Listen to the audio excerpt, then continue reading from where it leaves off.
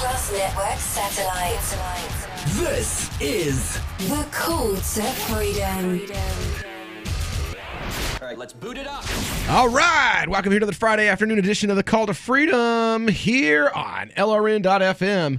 We are broadcasting live from the Horizon.global studios. The Liberty Radio studios, rather, here in beautiful Keene, New Hampshire. It's another beautiful day in the Shire here. And, well, how are you doing today over there, Arya? I'm all right. How are you? You know what? I've had worse days. As have I. You know? It's been one of those, like, here's some good news with some news that cancels it out. Yeah, alhamdulillah. So, I don't know if these stories are as interesting and humorous as they are sad. The first story, I was just like, I've definitely got to bring this in for Arya because I know she's going to go off on this person, but still. From the Telegraph.uk, gulags were compassionate, educational institutions, says one trans rights campaigner.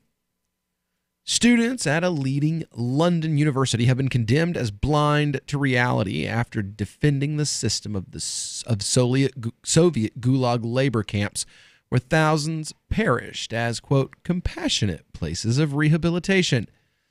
Trans rights campaigner at Goldsmith University described the gulags as benign places where inmates received education, training, and enjoyed the opportunity to take part in clubs, sports, and theater groups. In fact, most historians agree that they were a brutal network of labor camps used by Stalin's Soviet dictatorship to incarcerate internal opponents and so-called enemies of the state, resulting in the death of more than an estimated 1.05 million people. Yeah, they were horrific. There was nothing compassionate about them. During a bizarre exchange on Twitter with the LGBTQ group at Goldsmith's student union described life in the gulags as rehabilitory and educational. Paradoxically, the thread was written as an apparent justification for an earlier post by the same group which threatened to send a political opponent, quote, to the gulag. The threat, made against Claire Graham, a special education needs teacher who wrote objecting to LGBTQ Goldsmith's threat to target feminist activists who they claimed were prejudiced against transgendered individuals. Trans activists referred to these women by the derogatory term TERFs, claiming that they are guilty of hate crimes for their opposition to allowing men undergoing gender transition to use women's toilets and other female-only spaces. In its tweets, Goldsmith LGBTQ said, "The idea of TERFs and anti-trans bigots literally kill and must be eradicated through re-education." Holy. Are you kidding me? Repeat that one more time. I need that as a direct quote. Just send me the article. I'll get it from there. The idea... Hold on. Because they don't want to let you pee with them. They need to be exterminated. Or put in re-education camps. I don't even know what to say. You know, it reminds me of when Cantwell was on the show and he just said something that was just so horrifically immoral that I just stopped and said, you're a despicable human being. It's all that you can say. And that absolutely lacks the weight that is necessary to talk to someone like that and explain to them, what is wrong with you? That's not acceptable. Wow. So what part of this is supposed to be compassionate? Is she going to get to that? I don't know. I'm looking for... At this point, I don't think she qualifies as an LGBTQ activist. She is a statist activist. She's a socialist activist. She's a immorality activist. She's a despicable human being activist. But she's not advocating for anything that's going to help LGBTQ people at this point. And if my community ever starts rounding people up and putting them in gulags, I will denounce being trans and go back to being a cis male. I will not associate with such a community, even in the most unrelated of senses, because I already don't have anything to do with them. Well, this isn't right. Because it's that despicable.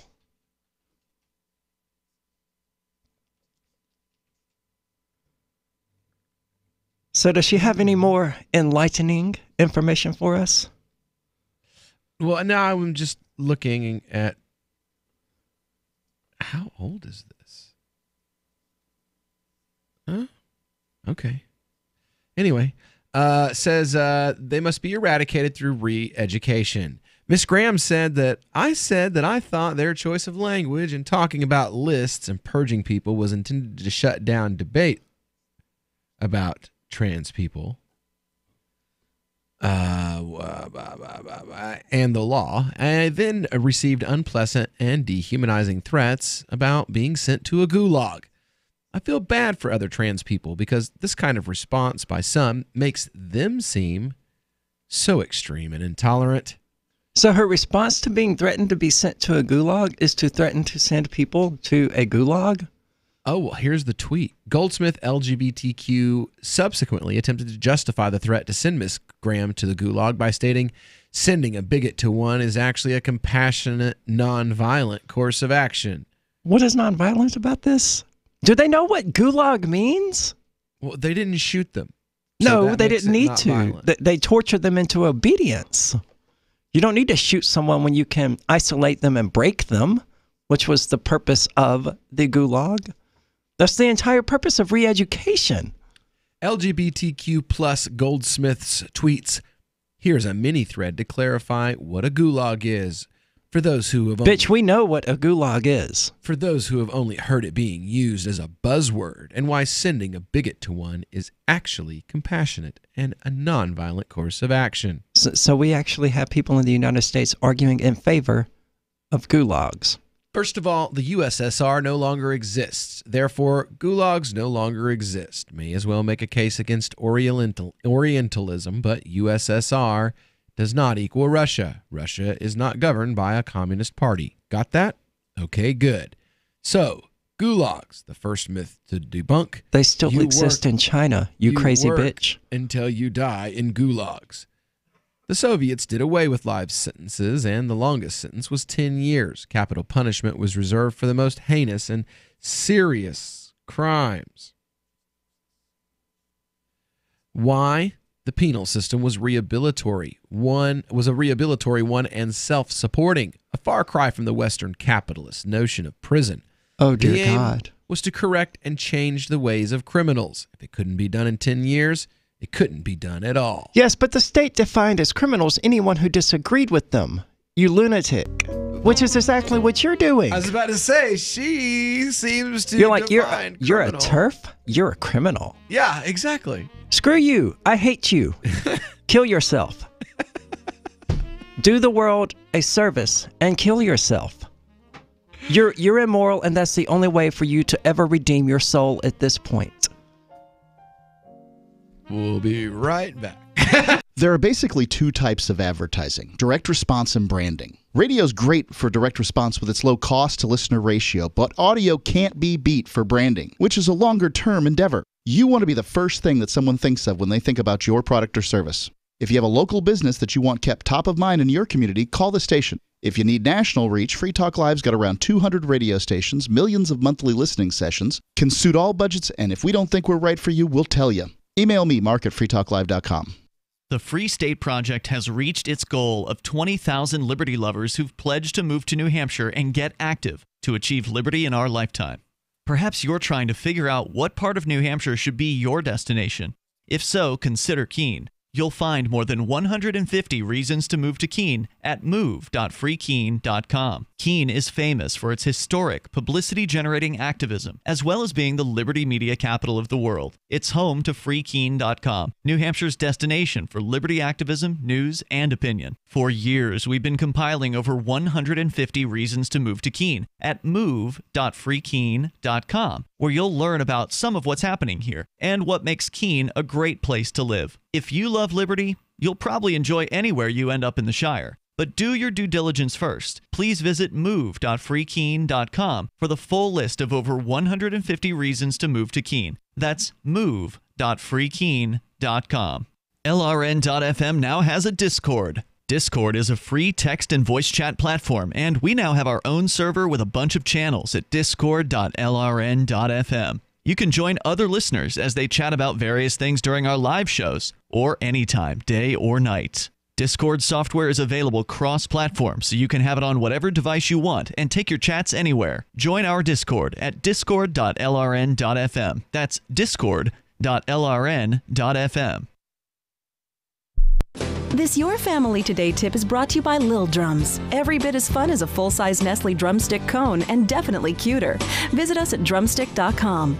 Vacations are all about family time, but you don't have to leave home to have fun. Take 1 weekend a month and devote it to family activities. Pull out the board games and puzzles, serve up some treats, or have a picnic. Even without leaving home, you'll feel like you've really had some time away.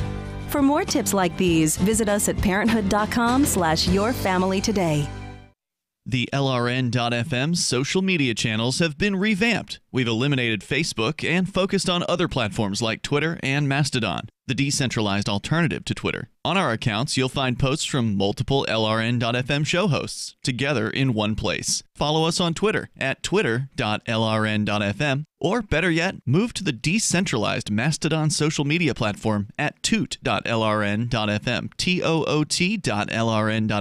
I think you'll like it. This is Michael Dean from the Freedom Fiends. I've run websites since 1996 and have used over a dozen web hosts in that time. AgristHosting.com is the only one that hasn't broken my heart. Agrist Hosting's uptime and service is stellar, and their DDoS mitigation is the best I've seen. That's important because if you tell the truth in this world, you'll ruffle feathers. And some people will try dirty tricks to silence your voice. No matter what the haters hit us with, Agrist Hosting keeps our websites online. If you have a mission-critical commercial presence or a world-changing activism site, you cannot tolerate any skullduggery. So go with agristhosting.com. Have a WordPress or blog site, but you're not satisfied with performance or uptime? Or just want raw hosting? Want to pay with Bitcoin? Agrist Hosting specializes in high-performance hosting with personalized service. Go to agristhosting.com and click on the button that says Get Hosted. That's agristhosting.com. Help get LRN.FM into more ears. Visit promote.lrn.fm for a free bumper sticker, flyers, banners, graphics, and more. Promote.lrn.fm. You're listening to The Call to Freedom on LRN.FM. تستمتعون إلى برنامج نداء للحرية مباشرة على LRN.FM.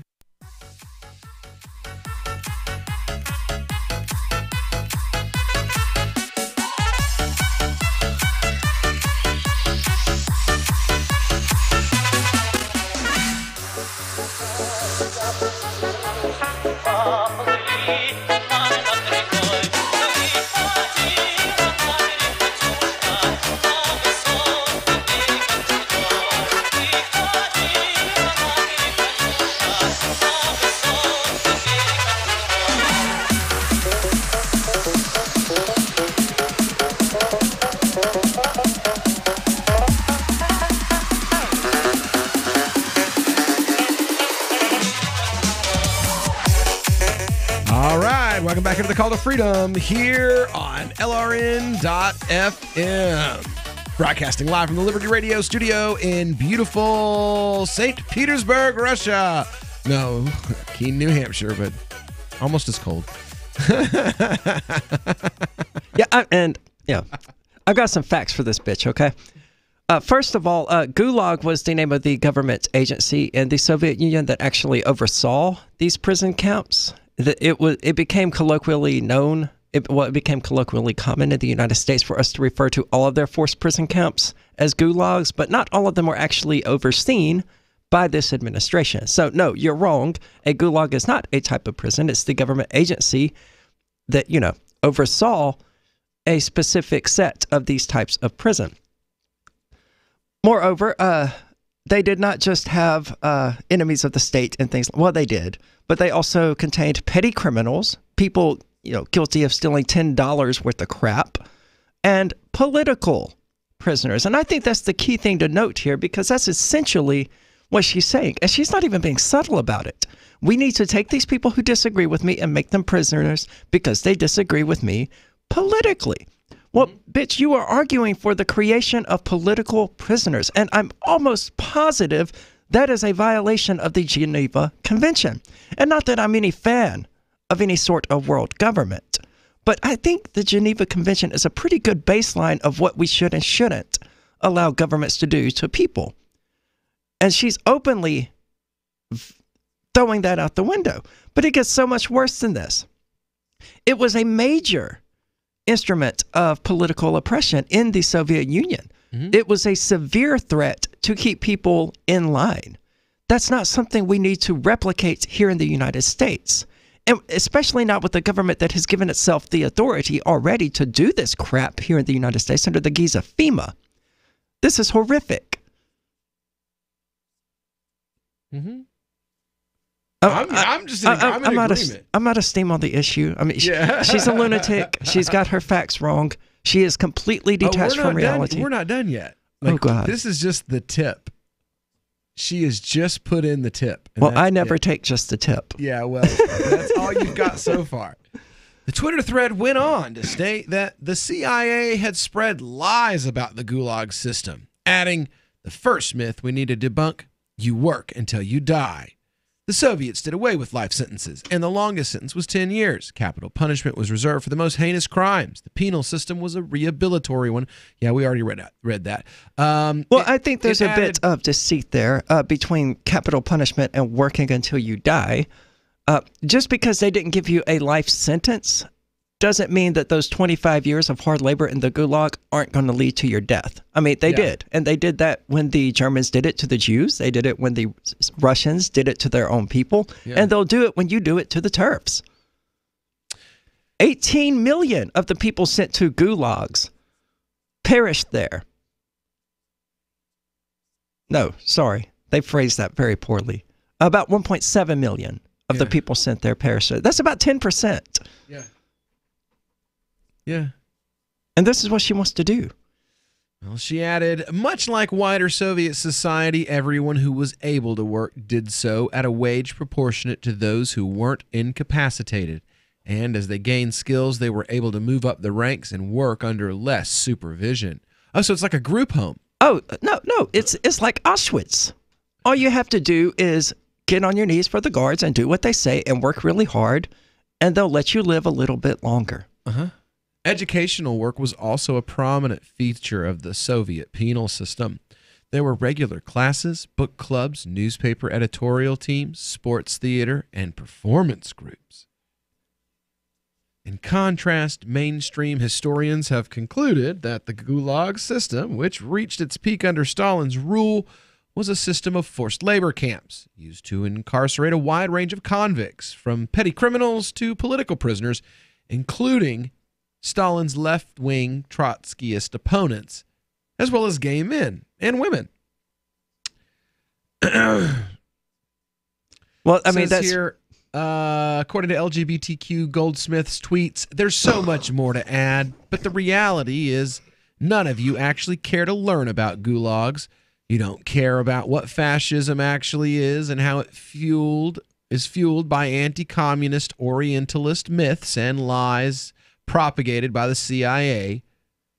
Oh, the my long God. story short, friends, the idea of TERFs and anti-trans bigots literally kill, and they must be eradicated through re-education. Science must be decolonized and de-essentialized in order for this to happen. Yeah, I don't think TERFs kill anyone. Women are not generally violent. There's a reason that, I think it's like 95% of violent crimes are committed by men. I don't think that, I would be surprised to learn that TERFs have killed any trans person. Ever. Yeah. Alexander Solzhenitsyn, winner of the Nobel Prize in Literature, survived 8 years imprisoned in a gulag. He brought its horrors to the world's attention in his 1973 book, The Gulag Archipelago. The Soviet files show that 1,53,829 people died in the camps between 1934 and 1953, mostly as a result of deliberate starvation. The historian Anne Applebaum, author of Gulag, A History, said it was an incredibly brutal system designed to eliminate Stalin's enemies and terrorize the wider population. Most of the inmates were actually innocent of anything that we would regard as a crime. Ms. Graham said the LGBTQ group's interpretation of history of the Gulag system is simply madness. Goldsmith Students' Union has now suspended the group and withdrawn its support for its activities, saying the Gulag threat and subsequent refusal by the group to apologize for it clearly breaches the student union's code of conduct. In a statement backed by Goldsmith University and the Students' Union, they said, "We condemn the abhorrent content of the tweets. They are in complete opposition to the views and values of the Students' Union." Members of Goldsmith LGBTQ refused to comment when approached. So there we go. Because the only comment they should be able to make at this point is, "Oh, we're sorry. We had an idiot who took over our Twitter account for a day, and we've since disassociated from them and kicked them from the LGBTQ group for advocating these horrifically monstrous things to be done to other human beings." Well, unless it's the president of the club, in which case you're just SOL, because, you know, those are popularity contests. That means she's the most popular. Yeah. So that's a group that's lost. She's certainly well known now.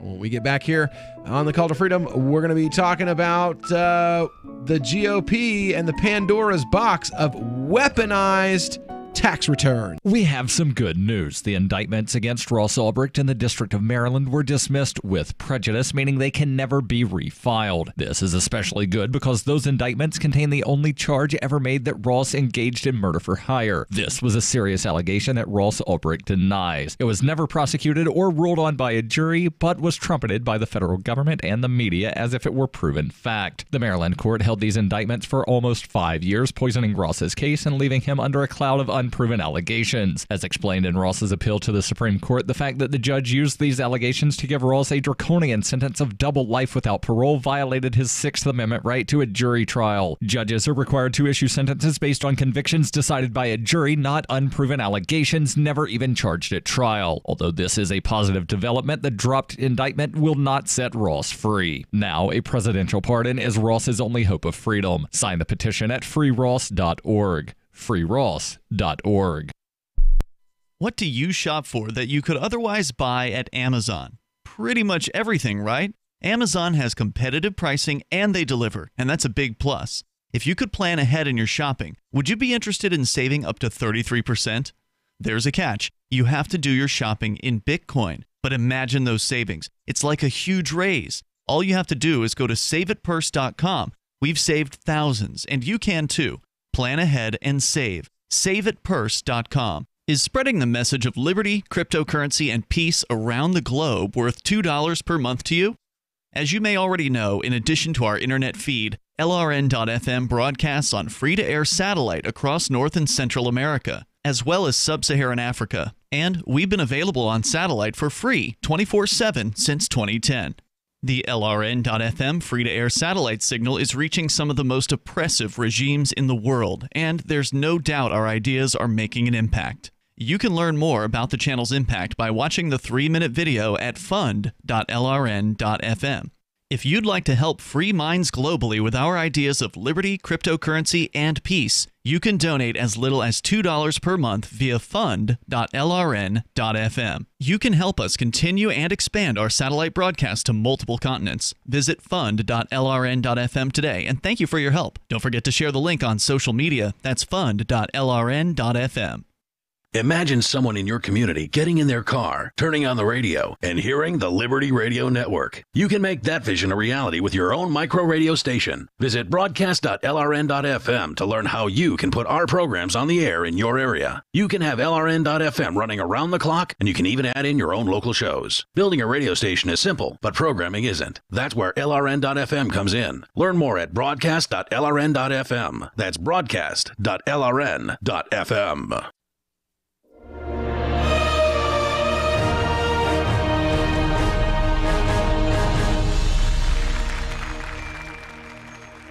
People love photography. But when we thought about photography, we realized one thing. Humans are limited to looking at photos with our eyes. That's a problem, right? So we made an app, PicSong, the first program that turns your photos into music if you want to do that for some reason. It puts the power in your hands. You get to decide why you need this. I can't tell you why you need this. It's not my job. Who is this app for? Maybe it's for students, or artists, or blind people. But can it turn your music into photos? No, it can't. Do you get to keep the original photo? No, it gets deleted. Always back up your photos before using PicSong. This is the Onion News Network. Some of our live shows are streamed in HD on Twitch. Please follow and share at twitch.lrn.fm. That's twitch.lrn.fm. You are listening to the Call to Freedom on LRN.FM. आप सुन रहे हैं स्वतंत्रता की पुकार सिर्फ और सिर्फ LRN.FM पे।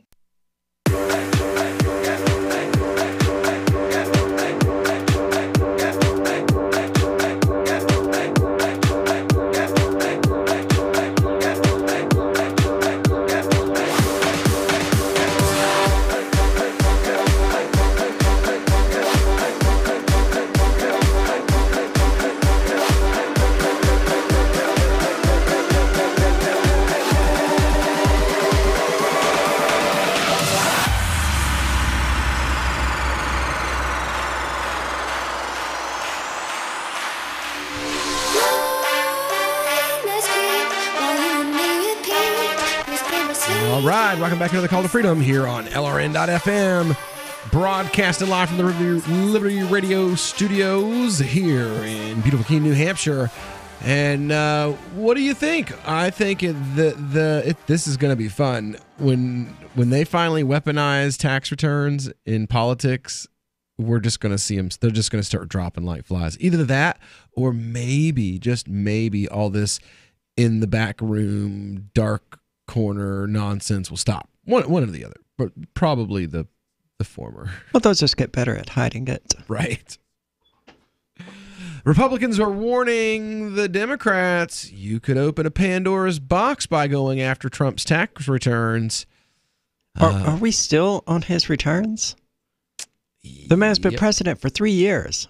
Yeah. It's time to move on. Well, I mean, we're not going to get them. This story came out yesterday, 6 o'clock in the evening. So, yeah. Yeah. This was a thing during his campaign. Yeah, I know. Republicans They're just totally out of ideas on the left. Yeah. Republicans warned yesterday that if Democrats start to go after the president's tax returns, it will open a Pandora's box, and accused Democrats of weaponizing tax laws to attack a political foe. Like Obama literally did by having the IRS target right-wing and conservative groups. Yes, exactly. Because he did that. Yeah, I know. He was busted doing that. I know you know. I know. But the audience might not. As a matter of fact, I went to the Tea Party groups and I was like, see, this is what I meant when I tried to tell you guys before that any law that you support to target your enemies will one day be used to target you. And they all... Sort of like how the gulags were once, prison camps for LGBT people, now being advocated by LGBT people to house non-LGBT people. Yeah. And I was just like, do you get it now? And I may as well have been speaking Chinese and Greek. Yeah. You know what I mean? Like, I imagine because, they're motivated by, but once we get back in power, we can do it to them. I was like, so you guys supported doing this. You supported these laws. Yes, absolutely. We had to get the Muslims. Okay. And now these laws are being used against you. Yeah, that's wrong. Yeah. Okay. You do get that if you didn't support the laws to be used against Muslims, they wouldn't be there to be used against you. Well, yeah, but how do we get the Muslims then? You don't. You leave them the hell alone. Yeah, you just leave them alone. Yeah, but we've got to get them. We need to get them. We got to get them. You know, we to do what with them? Got to keep them from raising money. Well, have them over for brunch if you want to get them. No. Muslims shouldn't be able to raise money. Because if Muslims raise money, they'll use it to build a secret Muslim army. You know, like David Koresh and the Branch Davidians. It's also worked out very well for Hamas trying to raise Bitcoin. Yeah, exactly. We got 1.1. Yeah, that would be closer. 1.1 Bitcoins. Whew. Funding terrorism. That's big money right there. Good job, Coinbase. Yeah. In your white hat. Anyway. So they got so far on their knees for the government that they ended up taking it from people that the government has deemed to be enemies. Yeah. That's peak statism. Yeah. Good job, guys. Says here that the Ways and Means Oversight Subcommittee held a hearing on presidential and vice presidential release of tax returns Thursday afternoon. It was the first official step the Democrat-led House took towards trying to obtain Trump's tax returns through a modest one. Thursday's hearing was not specific to the president's taxes. Instead, it was billed as a hearing on a provision in a large piece of Democratic legislation. House Resolution number 1. Wow. That tells you how important this one is. It would require presidential and vice presidential candidates to disclose their tax returns. But Trump was on everybody's mind. Republicans immediately began sounding the alarm about the congressional overreach if Democrats try to get the president's tax returns. Such an abuse of power would be opening a Pandora's box. It would be tough to get the lid back on, and it would set a very dangerous precedent, says Pennsylvania Rep. Mike Kelly, the top Republican on the subcommittee, in his opening statement. Where does it end? This would not be taking place if it were not about a duly elected president by the name of Donald Trump sitting in that office. This is an incredible overreach, Kelly said. Ways and Means. He's not wrong. It most certainly is about Trump. Yeah. I don't understand the Democratic fascination with Trump's tax returns, though. It's the same as the Republicans' fascination with Ocasio-Cortez's everything right now. Ways and Means Subcommittee Chairman Richard Neal, a Democrat from Massachusetts, surprise there, is the only member of the chamber who can request the president's tax returns. He's expected to make the formal ask of the Secretary of Treasury Department, but has not laid out a timeline. Republicans, one after the other, pointed out that it would be unprecedented for the Ways and Means Committee chairman to request a president's tax returns. Joseph Tomdyke, the director of the Tax History Project, tax analysts, said it was only unprecedented because all recent presidents before Trump had released their tax documents without us having to do this. There'd be no need to request any president's tax returns in the last 40 years because they've all been a matter of public record, says Thorndike. Representative Jackie Walorski, an Indiana Republican, said that used her questioning time to illustrate that it was not required for presidential candidates to release their tax returns and that there was no standard process for the candidates that did choose to do so. No, there are only 2 requirements. You be an American citizen and you be at least 35 years of age. Yep, that's it. Yeah, you don't have to release your tax returns. You don't have to be a billionaire. You don't have to have fuzzy hair. You don't have to work your way up the ladder. No. You just have to meet those 2 criteria. That's by design. Yeah. You know, you start instituting these social standards and things like that. Oh, well, you have to release your tax returns. And I don't blame Trump one bit for not doing it because he's wealthy. His tax returns are going to be way above the head of the average person. But that's not going to stop the average person from going on Twitter either that and going, look at this line I found right here where he wrote off $1,200 on this expense. No. He stole this money, and they're not even going to understand what they're looking at. Or what if he's not as rich as everyone thinks he is? I think that's the real reason he doesn't want to show, is because he's not worth a quarter of what he brags to be. And I'm sure he's not. And that's the point, is he has to keep the mystique, like no one actually knows. So one day he can say $1 billion, and the next day he can say $5 billion, the next day he can say $10 billion, and it doesn't matter what he says because nobody can see. Yeah. We're holding this hearing today under the guise of an academic discussion, when in reality this is all about weaponizing our tax laws to attack a political foe. Yeah, doing this, I believe, sets a dangerous precedent. Privacy and civil liberties should still matter in this country. Okay, I'm sorry, hypocrite woman, but you don't believe that any of that hokum when it comes to the Muslims that live in your district. So you can miss me with all that self-righteousness, honey, unless you're out there campaigning to get rid of the TSA and get rid of civil asset forfeiture and get rid of a whole lot of other things. You can miss me with all that sudden self-righteous rhetoric. We'll be back with more on this and a whole lot more on the Call to Freedom here on LRN.FM. Looking for a great real estate investment? Consider New Hampshire, which is ground zero for the Liberty Movement. Your first call should be to Mark Worden from Porcupine Real Estate. He's more than just a real estate agent. He's your New Hampshire concierge. Where are the best places to live? Do you want farm, city, the burbs, or forest? Do you want a duplex or multifamily building so that renters pay your mortgage? There are homes in all price ranges in New Hampshire, and Mark can help with financing too. Invest in liberty and property. Mark Worden can help. PorcupineRealEstate.com. Since time began, tyrants have taken aim at personal liberties. Now there's a movie that aims back. The government has no more right to tell us what to put in our bodies than they have to take our guns or tell us what books we can read. 6 drug police were eaten by bears while raiding a marijuana farm. On your knees, you dirty hippies! Jesus. On your knees! What's the problem, officer? Today, many cops who enforce pot laws do so only because it provides them with cushy jobs, good benefits, and a chance to push people around. I was an undercover narcotics officer. The drug war is nothing but a farce. The Second Amendment says you gotta keep you and your gat intact. Guns and Weed, The Road to Freedom. A film by Michael W. Dean and Nima Vadadi. DVD available now at gunsandweed.com or on Amazon. That's gunsandweed.com. Makes the perfect gift. Remember, that's gunsandweed.com.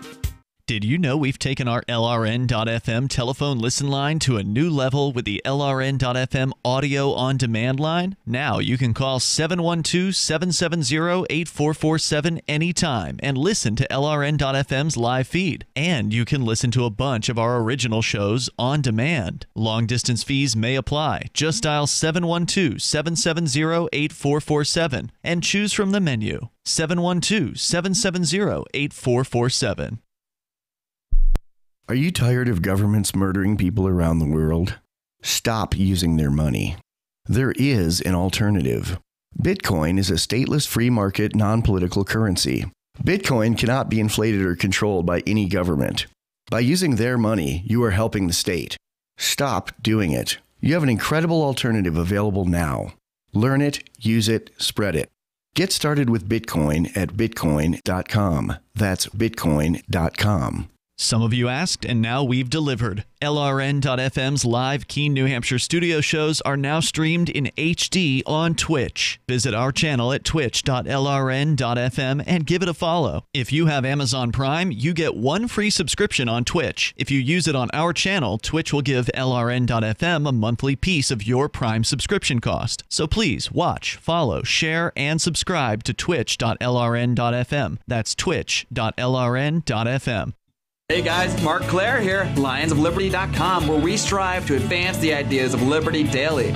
We bring you the Morning Roar. That's right, every Monday to Friday we'll have a brand new edition of the Morning Roar, where we provide a roundup of some news stories that you may not find in the mainstream media or even in your typical social media newsfeed. We find stories that relate to the ideas of liberty and provide you with our liberty perspective on them. Every Monday, we have our longest running feature, Mondays with Murray, named after the great libertarian Murray Rothbard, where we'll examine an article or an excerpt from his works and help convey his view along with our little spin as well.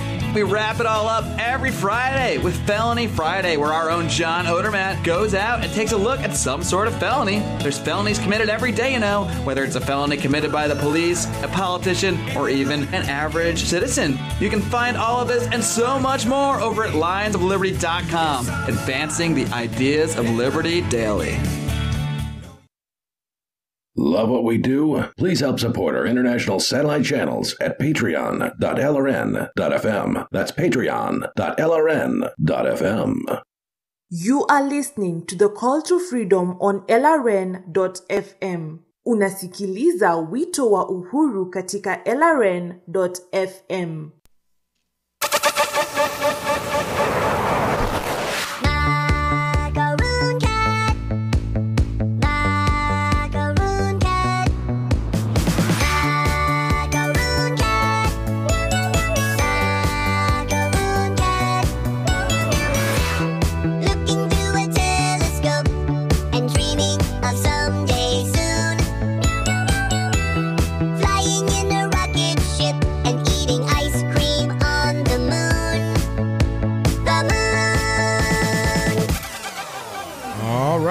Welcome back to the Call to Freedom here on LRN.FM.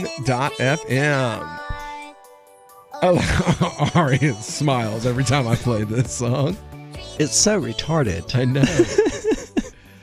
And it's not their own. They have so much stuff. It's like a Family Guy skit. Yeah. Yeah. Only it's a song. All of their songs are like a Family Guy skit. Yeah. Only it's a song. That's the best part about Perry Grip. We should get them on the show sometime.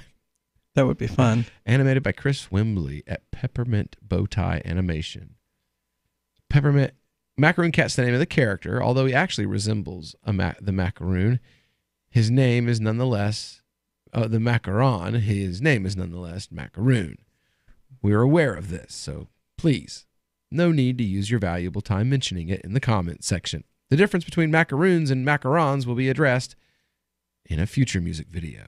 See Turtle. Oh God, no. I weep for humanity that they have to address this difference in a video. That's a tortoise.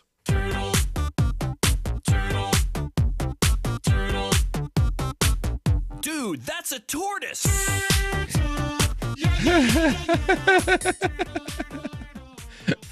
It's not a turtle.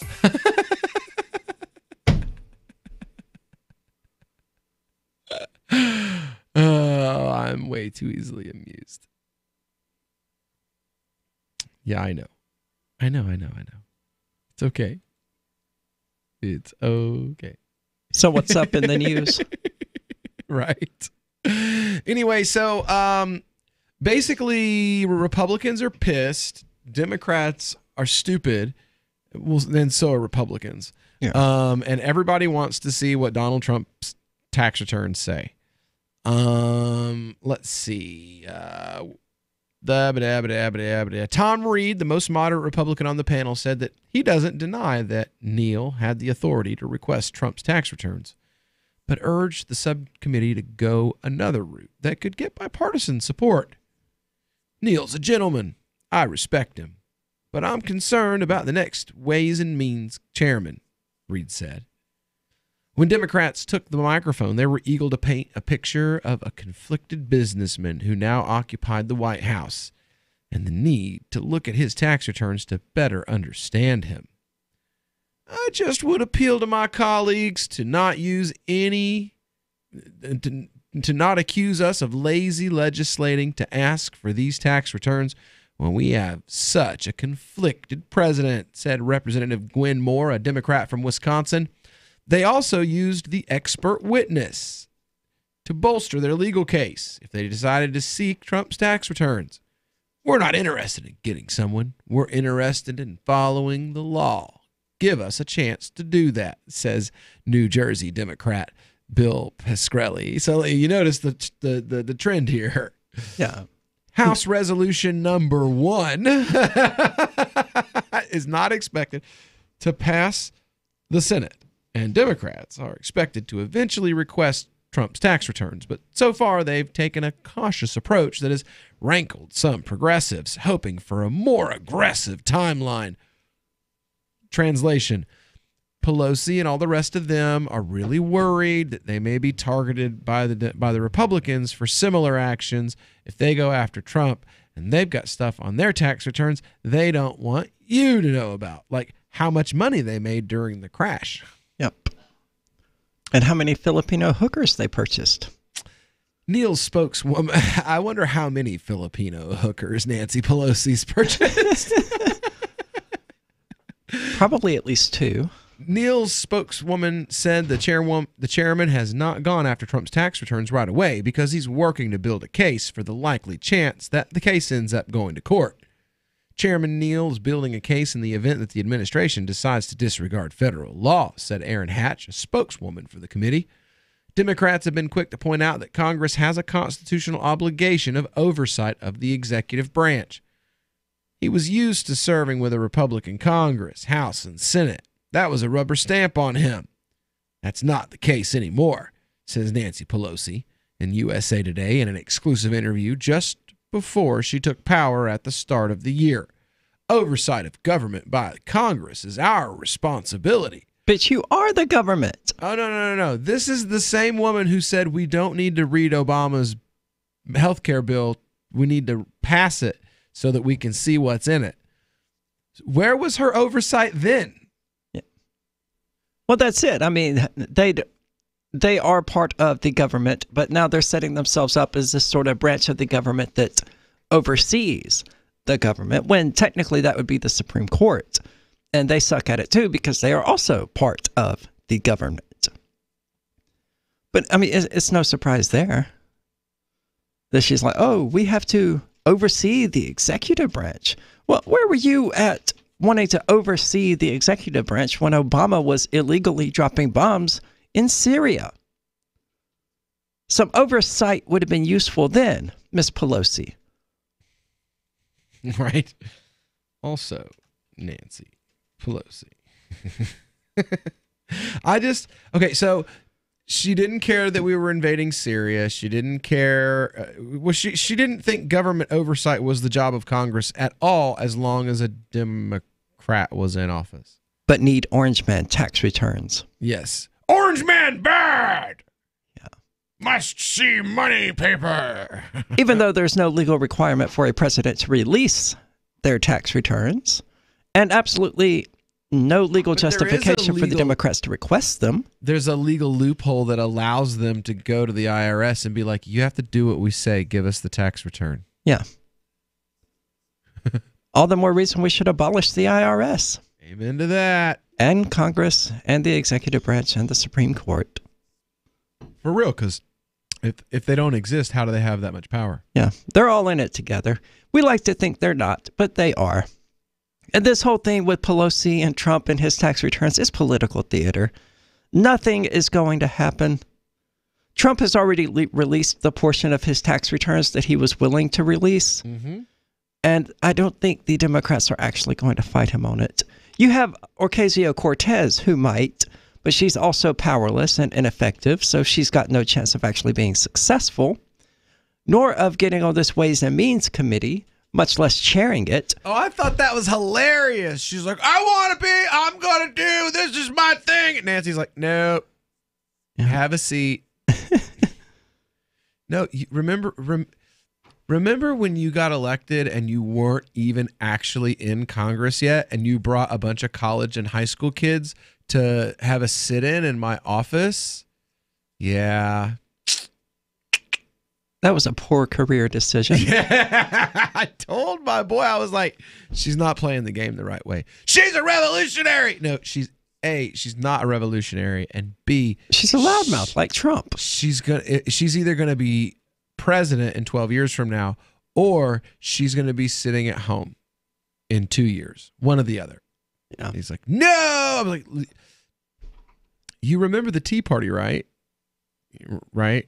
You remember all those Tea Party people that got elected, right? And how many of them are still in office? 4. I know all their names. Why is that? Because all the rest of them went home 2 years later. Even the big names like Alan West, who everybody thought was going to be like the new firebrand of the GOP because he was black and he was racist as hell. And he was like Uncle Ruckus, but in Congress. Really? Yeah. And he was back at home 2 years later. In Florida, they voted him out. And that's what's going to happen to her. She's already being faced with 2 in-party primaries because of her stepping on people's toes and like shutting people's willies in the screen door. And guess what? You can't do that. You can't go in and just be like, I'm here, I'm big baby, I knock things down. And people be like, yeah, you're cool. We like, no, it doesn't work that way, honey. They will throw you the hell out. Your own party will turn against you. They will spend millions of dollars to get rid of you. Yep. Or find any speck of dirt that they can on you. So, I mean, if you want to walk around with a giant target on your back, that's one thing. But I wouldn't suggest it. So when we get back here, we're going to talk to you about chiropractors and gaming injuries. Why did you move to the Shire? I moved here to the Shire because there's other people around who take liberty just as seriously as I do. I moved to the Shire because I saw videos of people challenging authority and thought that I could get support myself. It called to me, like, do this right now. I wanted to be around people like me who got it. And once I got here, I knew there was nowhere else that I wanted to be. I've always wanted to change the world. So I moved to the Shire to join people who were actually working towards doing the same thing. The people here are awesome, loving, and positive. It was for the adventure and for the feeling of something important is happening here. And I just wanted to come to sort of be part of that. Visit ShireSociety.com to read and sign the Shire Society Declaration and learn the reasons why, if you love liberty, you should immigrate to the Shire. Plus, connect with others via the forum at ShireSociety.com. That's ShireSociety.com. Did you know you can listen to LRN.FM via our free-to-air satellite channels? We have channels over nearly all of North America and much of Africa. All you need is an affordable receiver and a dish as small as 30 inches. There are no monthly fees. Learn more at sat.lrn.fm. Plus, if you are a broadcaster or want to be one, this is a good delivery method for our content. See our coverage maps and get details at sat.lrn.fm. That's sat.lrn.fm. sat.lrn.fm. I love My Magic Mud. I drink a lot of coffee. I had stains on my teeth. Then I found My Magic Mud, and I was told it would remove stains. So I paid attention when I brushed the first time. My Magic Mud is black tooth powder, and the difference it made in my teeth in one application was noticeable. With 4, my teeth were as white as you normal folks out there. Please go to mymagicmud.com and buy a jar. There's 150 applications for $25. You can use Bitcoin, mymagicmud.com. More of the Call to Freedom is coming up next, live after the news on the Liberty Radio Network at LRN.FM. This is the Liberty Beat, your daily source for Liberty news and activist updates. Produced in partnership with SNLS News and listeners like you. Online at libertybeat.news and snls.news. I'm Mick Murrow with your Liberty Beat for Thursday, February 7th, 2019. Gold opened the day at $1,309. Silver opened at $15.64. And Bitcoin is trading around $3,362. Today's prices are brought to you by InnoScale. Take off with Managed Cloud. Looking for a safe, secure way to store your important files online? Let InnoScale handle it for you. Their high availability cloud servers are the perfect solution for clients needing one or more secure, scalable servers with built-in hardware failover protection. For details, see them online at innoscale.net. In the news, in a leaked military manual on unconventional warfare, recently highlighted by WikiLeaks, the United States Army states that major global financial institutions, such as the World Bank, International Monetary Fund, and the Organization for Economic Cooperation and Development, are used as unconventional financial weapons in times of conflict, up to and including large-scale general war, as well as in leveraging the policies and cooperation of state governments. The document, originally written in September 2008, was recently highlighted by WikiLeaks on Twitter in light of recent events in Venezuela, as well as the years-long U.S.-led economic siege of that country through sanctions and other means of economic warfare. Though the document has generated new interest in recent days, it had originally been released by WikiLeaks in December 2008 and has been described as the military's regime change handbook. The Liberty Beat is sponsored in part by Bray Botanicals, high-quality kratom and CBD at reasonable prices with excellent customer service. Bray Botanicals is activist-owned and mission-driven, fighting for your right to consume plant-based medicine and natural remedies. Find out more at mybraybotanicals.com. And right now, Liberty Beat listeners can save 10% at checkout. Just use promo code SNLS. This is the Liberty Beat for Thursday, February 7th, 2019. Find us online at libertybeat.news and snls.news. I'm Mick Murrow. Your Liberty Beat now continues. U.S. Department of Defense officials are looking to weaponize disinformation by looking for new influencing tools against enemy propaganda. Mint Press News, citing military.com, reports the Pentagon wishes to expand its capabilities in irregular warfare, which, according to defense officials, is a critical tool for defeating near-peer adversaries preemptively. The National Defense Strategy requires that irregular warfare become a core competency for the DoD. That word from Owen West, Assistant Secretary of Defense for Special Operations and Low-Intensity Conflict, cited in the report. West also added that it's a continuation of former Defense Secretary Jim Mattis's efforts to end the habit of standing up and standing down advisory capacity in past conflicts. He also said the Pentagon should embrace, quote, the potential of these tools to shape, compel, and deter would-be adversaries, end quote. American farmers are battling several issues when it comes to producing food. Regulated low prices, tariffs, and the inability to export have all cut into the salaries of farmers. Activist Post reports they are officially in crisis mode, just like the United States food supply. With no end to the disastrous trade war in sight, many farmers have traveled to Washington, D.C. to share their plights with the president himself, hoping that he'll end the trade war that's exacerbating an already precarious food crisis. Farmers make up a fairly large chunk of President Trump's base, and an unwillingness to put food production in the United States first could be detrimental for Trump's re-election chances in 2020. It could also be the beginning of a catastrophic food shortage. The Federal Reserve Bank of Minneapolis warned in November of rising Chapter 12 bankruptcies used by family farmers to restructure massive amounts of debt. The Fed said the strain of low commodity prices is starting to show up, not just in bottom-line profitability, but in simple viability. Support for the Liberty Beat comes from the Conscious Resistance Network, featuring videos, news reports, and articles from a spiritual anarchist perspective. Experience the Conscious Resistance at theconsciousresistance.com. How would you like to have your business featured on the Liberty Beat? You can. It's simple. Just send an email to libertybeat@snls.news for details on how to raise your business's profile in partnership with the Liberty Beat. This is the Liberty Beat, produced in partnership with SNLS News and listeners like you. The Liberty Beat is online at libertybeat.news and snls.news.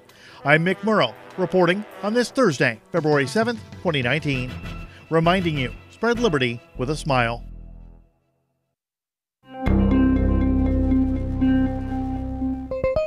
Following this afternoon's arrest of Congress on the charge of over 23 million counts of manslaughter, our reporter spoke to Mark Westnick from Savannah, Georgia, just one of the many Americans that has lost a loved one due to the legislative branch's criminal negligence. Because of Congress, my 23-year-old son died 2 years ago in Afghanistan. My nephew, he lost his leg in Iraq in 2006, and my brother died in Vietnam in 1969. Congress killed my family. Defense attorneys for the now incarcerated 538-member group have dismissed the claims made by Westnick and other victims and released a statement saying their client has been, quote, a pillar of the national community for over 200 years and completely innocent of any and all wrongdoing. Keep checking theonion.com for more as this story develops. This is the Onion News Network. The Call to Freedom is an opinion show. It's meant for informational purposes only. It is not licensed financial advice. It is very important to do your own analysis before making any investment based on your own personal circumstances. You should take independent financial advice from a professional in connection with or independently research and verify any information that you hear from the Call of Freedom and wish to rely upon, whether for the purpose of making an investment decision or otherwise. I mean, come on, guys. Duh. It's a cryptocurrency investment and a political talk radio. Of course, it's opinions.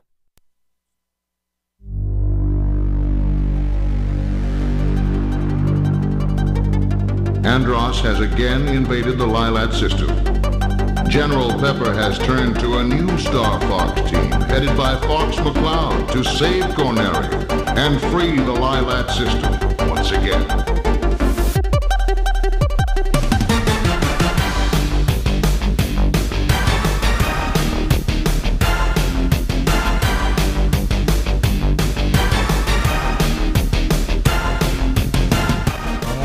Welcome to the Crypto Hour here on the Call to Freedom on LRN.FM. Broadcasting live from the Liberty Radio studio here in beautiful Keene, New Hampshire. Crypto Hour is your only home for libertarian talk on gaming, blockchain, crypto, tech. I mean, if it's increasingly gaming because there's just nothing happening in other crypto. Yeah, prices are down. They changed. Actually, I thought they were up 10%. Yeah, Bitcoin's up 11%. Bitcoin Cash is up a little bit. My $10 went down to $9.50, and now it's $10 again. You know, like I've sold almost all of mine in the last 10 days or so. Oh yeah, that's right, because you're dealing with a regular bank. Yeah, and that sucks. Well, I'm not. They're an internet bank. Either way, it sucks. Yeah, there's very limited KYC involved. So that's a nice little benefit. But yeah, it's reported that I didn't give my account number correctly, which I would dispute. I think it probably just wasn't typed correctly when they were reading it off the form I submitted, but... Yeah, that happens. It does. Yeah, it does. Why? But I'm looking forward to them going down so that I can buy more. My friend Kelsey wants me to like her page, Kelsey Charles. I don't like Hawaii Realtor. I don't like any pages that people send me. Why would I don't live in Hawaii, Kelsey. Why would I like your page? Do something interesting with your page, and I will like it. I believe in organic growth. Don't send me Hawaii. Why would I even ever want to? Don't get me started on Hawaii. I don't even want to go there. Let alone, I wouldn't mind going to Hawaii if it wasn't taken over by tourists. Oh, that too. And crystal meth. Really? Yeah. Wasn't aware of that, but yep. I would still like to go there and just be alone on a beach. But I can imagine that the beach in Hawaii is packed with 5,000 people and it's standing room only. Okay. So sometimes when we talk about gaming, we talk about like the patently ridiculous, like gaming disorder and stuff like that, right? So this is from... I feel like I'm going to mention Super Meat Boy 30 or 40 times in the next segment. Right. This is from Fox, Florida, Orlando, Fox 35. They now have chiropractors for gamers. That's right. Chiropractors for gamers. Let's listen up. Come on, you piece of junk. New tonight, some doctors are now specializing in video game injuries. And gamers say the treatments really do help. The news station's Tom Johnson reports. Chad Hoover is a busy guy. He runs two of his own tech companies and is operations manager of Orlando Game Space, a co-working office. Rashawn Francis is not far behind. The freelance 3D artist creates, models, and animates for companies in Game Space and elsewhere. Francis' arm is constantly doing that right there. I draw a lot, whether on paper or on a computer using a tablet. Chad spends an awful lot of time right here, giving his right wrist a workout. Every single day I use it Giggity. In an excessive manner. This day, both are seeing a chiropractor. Face the door. The same chiropractor. First, Chad. I've never been to a chiropractor before. This is where... Then Rashawn. This is my first time. Yasser Merched just opened this chiropractic practice, and it Yasser. is unique. Focuses on gaming-related maladies, like gamer's thumb. We can also adjust wrists and shoulders and elbows, things like that. You know, like Mashallah. Chad and I'll Rashawn's probably see him at the mosque while I'm down there. Pain. Merched grew up gaming, knows gamers and developers have a lot of specific issues. This is why I even went to school. This is what I wanted to treat, specifically this population of people. He focuses on injuries that gamers and developers and people who are on computers and that type of thing natively feel every single day. And here's the really cool thing about Game On Chiropractic. He has clients right in the building. Because just down the hall from Hoover's office is the treatment room, right in the middle of Orlando Game Space. That's his like little niche. A chiropractor who takes any patient who needs help, Low back pain. You can upper back pain as well, and neck pain. but concentrates on the gaming community he dearly loves. This is something that would help them to continue to play games. Tom Johnson. Makes me feel special. Makes us feel special. Fox 35 News. Yes, it's a real thing. Fox 35 needs a new video editor, though, because those clips were like really awkward. I don't think that's the way you're supposed to do a feature presentation on television, where the reporter starts a sentence and then has somebody else finish it using a clip. That was weird, and it happened repeatedly. But that aside, I don't know what to say. Maybe it's not so much an issue of gaming, it's an issue of people overusing computers and making mechanical gestures repeatedly and being sedentary fat asses who can't get off the couch to do anything, much less yoga. Yoga would fix 99% of their maladies. I grew up playing games. I don't have these sorts of issues, and it's because I'm not a lazy piece of crap who spends all of my time on the couch. Well, a lot of people, they go from a job that they are sedentary in their job. Yeah, I spent 10 years doing IT sitting in front of computers, and none of these issues ever cropped up. Huh.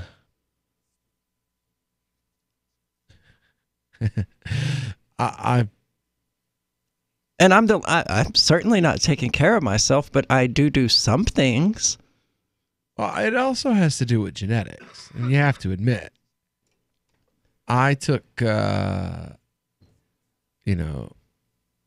was told I have good genes and good skin the other day. It was really weird. Partied a lot and ran and, waited tables and ate whatever I wanted to eat. But then when I stopped doing that and slowed down some, then,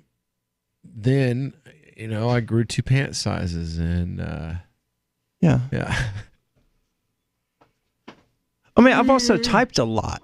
Probably spent more time in front of a computer than any of these people did, writing a 450,000 word book, and before that, a 200,000 one, and before that, a 120,000 one, and after that, a 70,000 word one.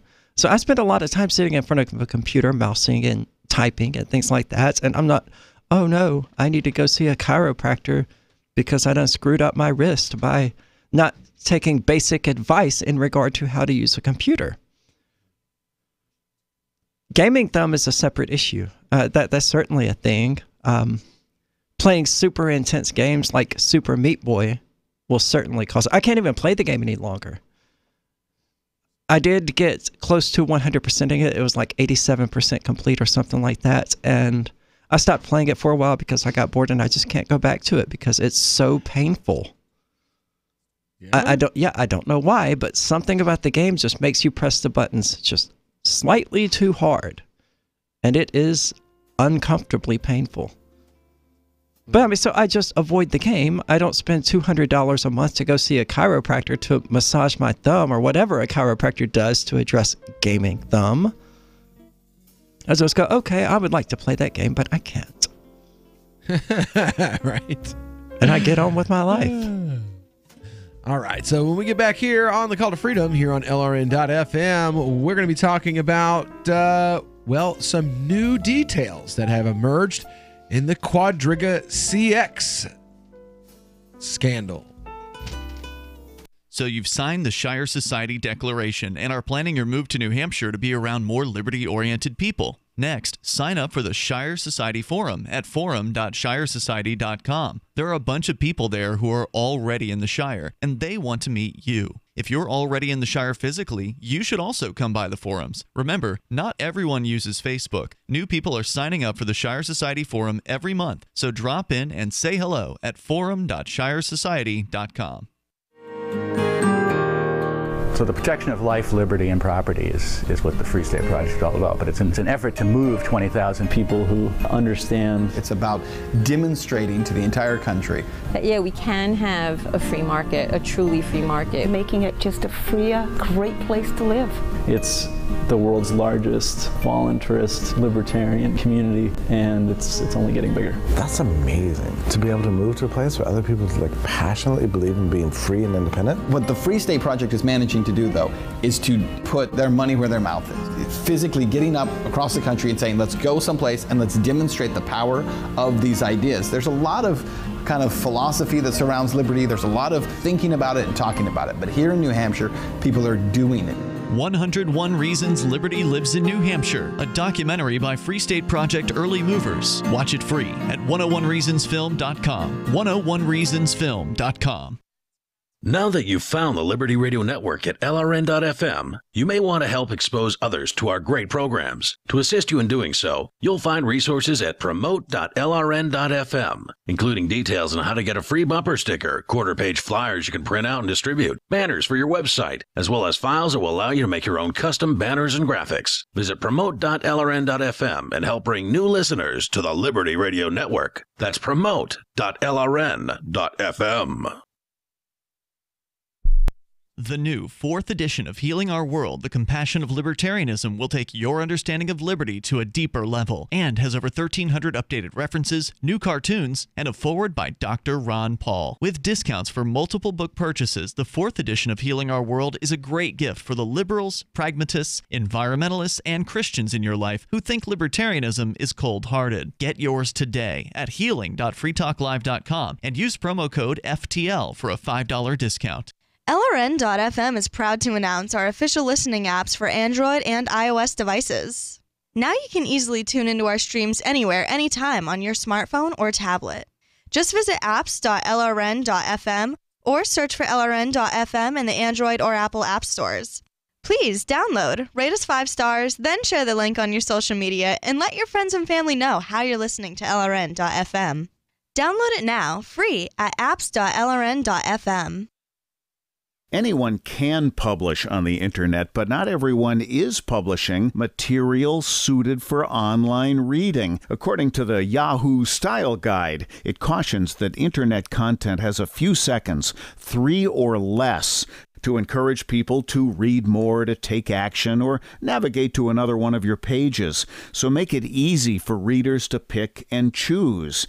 Isn't that the way you poke around online? Use short words, short sentences, short paragraphs, bulleted lists, and short pages. Front load what you write, putting the most important information at the beginning of headlines and paragraphs and sentences. Same goes for your keywords, what someone would likely type into the search box on Yahoo or Google. For more tips on communicating better online or in a job interview or everyday life, hit survivalspeech.com. I'm Holland Cook. Now you can follow LRN.FM on the decentralized Mastodon social media platform at toot.lrn.fm, toot.lrn.fm. You are listening to The Call to Freedom. Live on LRN.FM. تستمعون إلى نداء للحرية مباشرة على LRN.FM. So this is an update about me. She's a young girl talking about herself. You can't stop her. She's a young girl talking about herself. She keeps on talking. She's gonna break your heart and tell the world about it. She's gonna break your heart. I was like, she was all, he was all, they were like, we were all like, oh my god, like totally. We were like, I was all, they were all, he was like, she was like, oh totally, like, oh my god. Welcome back here to the Call to Freedom here on LRN.FM. It's our Twitch song. You can watch us on Twitch, twitch.lrn.fm. To be fair, we rarely talk about ourselves. Oh, we're also not young girls either. Ari, well, Speak for Ari yourself. You're not a teenager, okay? These are all that's like true. teenagers that are on this. She was like, and I was like, that's not you. And then I was like, and then they were like, and it was all like, yeah. So yeah, that's not you. You're older than that. So we've been talking about this Quadriga CX for the last couple of weeks. So basically, the founder went to India. He died of a sudden onset disease in a town that people are known for. Well, he died of a complication of Crohn's disease. Oh, okay, yeah. But in a town that people are known for faking their own deaths. Yeah. And then it came out while building an orphanage. Yeah. Oh. So the reason we're laughing is because I at least have no longer any doubt that this guy faked his own death. Yeah, I'm pretty sure he did too. That's what it looks like, at least. Because see, now some of the financial records and stuff are starting to come out because the blockchain is pretty open, you know. Yeah. And what they're finding is funds were moving from Quadriga CX right before its collapse. $1 million worth of Ethereum left Quadriga CX and went into other cryptocurrency exchanges in December, the same month the CEO died. A CoinDesk review of the public blockchain data shows. In a series of transactions sent from Quadriga CX's hot wallet, meaning one connected to the internet, more than 9,000 Ethereum moved from the embattled Canadian exchange to accounts at Binance, Bitfinex, Kraken, Poloniex, owned by Circle. The lion's share, 5,000 of these Ethereum, were transferred from December 2nd to December 8th, the day before the recorded death in India of Quadriga CX founder, CEO Gerald Cotton. Most of the Ethereum sent that week ended up at Binance. It's unclear whether the exchange itself that initiated these transactions, its customers, or some combination, but the flow of funds have come under scrutiny in the crypto community because of the company's growing troubles.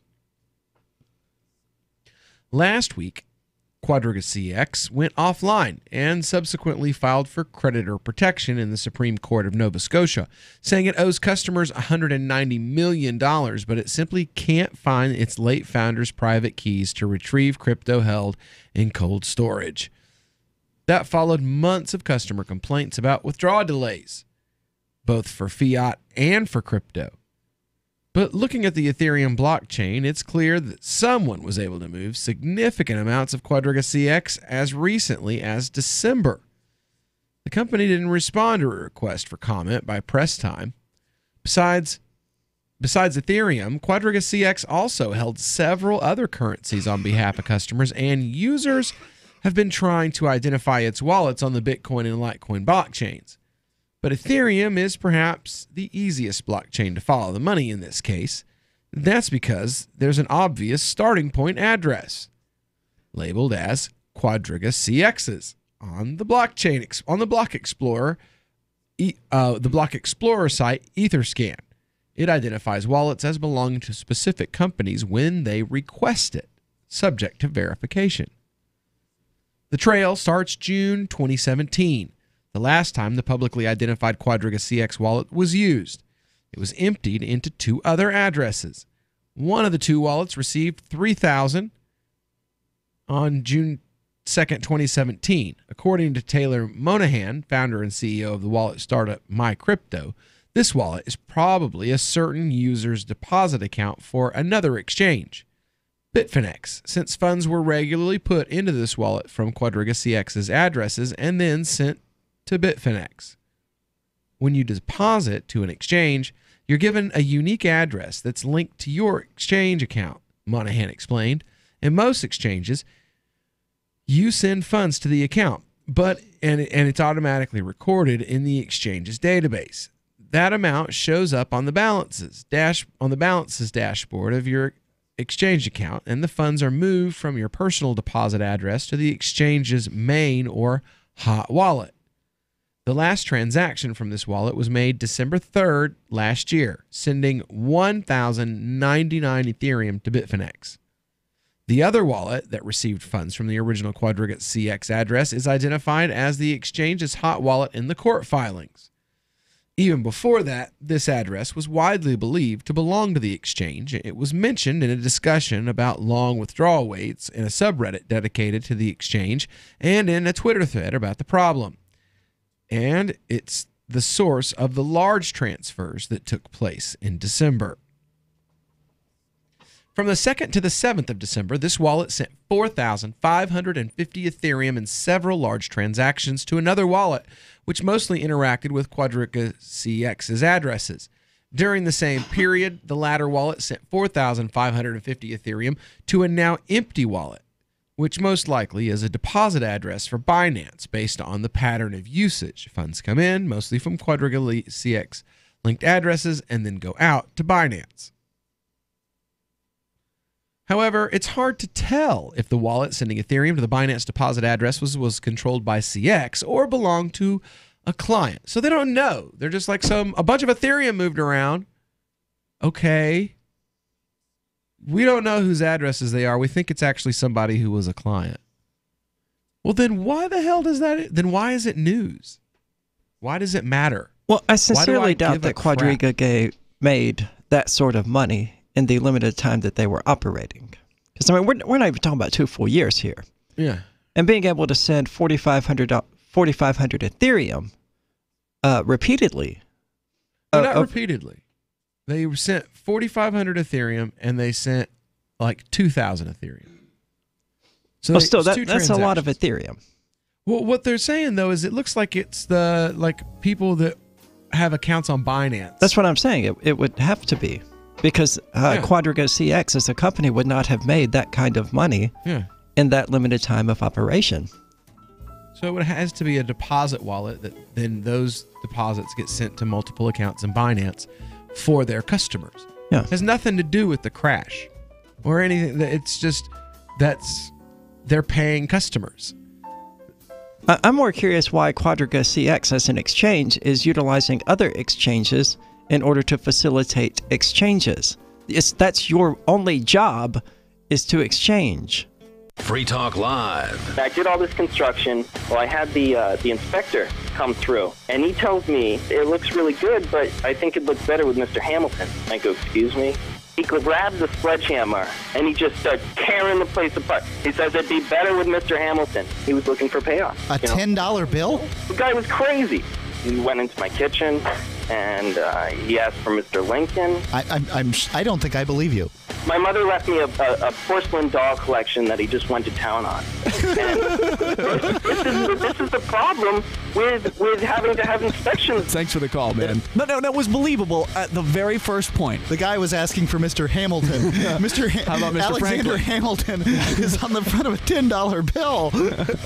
I mean, I'm like, holy crap, he's banging holes in the wall for a $10 bill.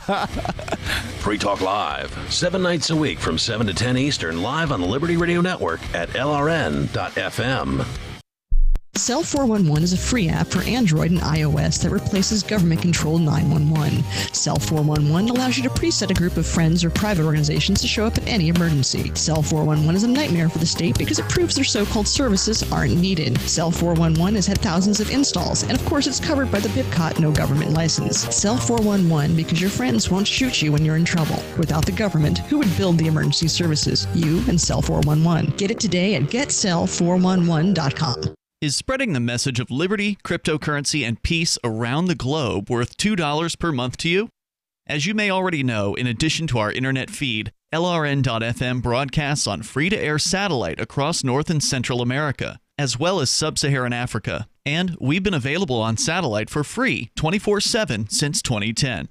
The LRN.FM free-to-air satellite signal is reaching some of the most oppressive regimes in the world, and there's no doubt our ideas are making an impact. You can learn more about the channel's impact by watching the 3-minute video at fund.lrn.fm. If you'd like to help free minds globally with our ideas of liberty, cryptocurrency, and peace, you can donate as little as $2 per month via fund.lrn.fm. You can help us continue and expand our satellite broadcast to multiple continents. Visit fund.lrn.fm today, and thank you for your help. Don't forget to share the link on social media. That's fund.lrn.fm.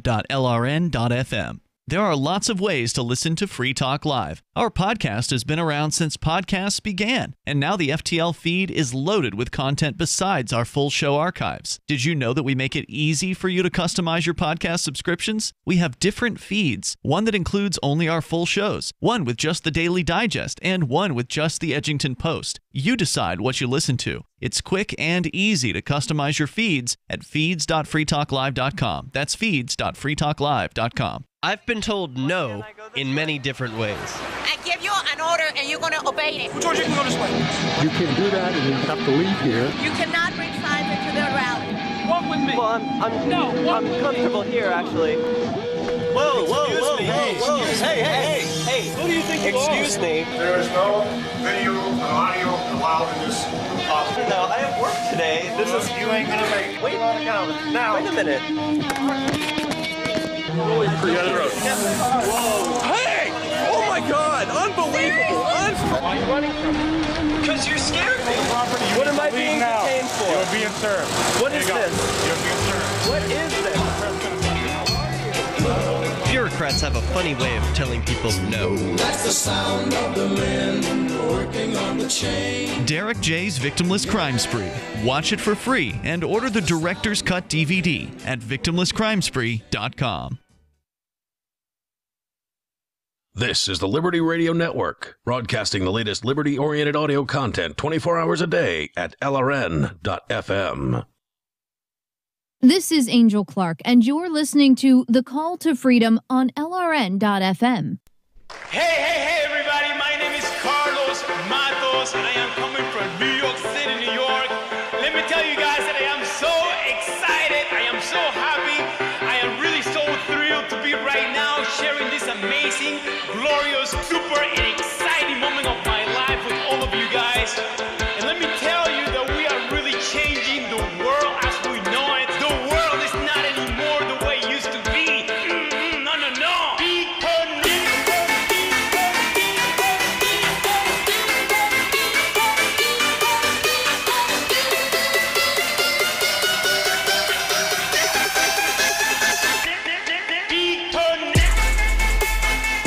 All right, welcome back to the Call to Freedom here on LRN.FM. It's our crypto hour, and we had to play a little Carlos Matos in honor of the hell of a scam that Quadriga CX looks like they may have pulled off here. Well, they have yet to pull it off. Yeah, they trying.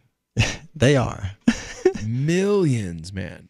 Millions of dollars. As somebody has already evaluated the Bitcoin blockchain and determined that at no point in any of this did Quadriga CX have the amount of Bitcoin that they were supposed to have. Wow. Wow. But I mean, until this crypto starts moving after his death, we can't really do anything but speculate. But it sounds like he's done a pretty good job of moving it all out prior to his death and into largely anonymous, well, that's not at all correct, but wallets that are controlled on other exchanges where he is identified to those exchanges, but where purportedly he's acting in the interests of his own customers. It says here, observers have been trying unsuccessfully to identify the cold storage wallets on the blockchain that Monahan says that she suspects that the exchange has no cold wallet at all, at least for Ethereum. Unless they enacted remarkably different practices in the last year, I would be very surprised to learn of a cold storage Ether wallet based on what I've seen so far, Monahan told CoinDesk. Almost all the largest transactions are Ether sent to exchanges or amongst three primary addresses. I haven't seen anything indicating a large reserve of cold storage or a cold storage mechanism being used on the Ethereum chain.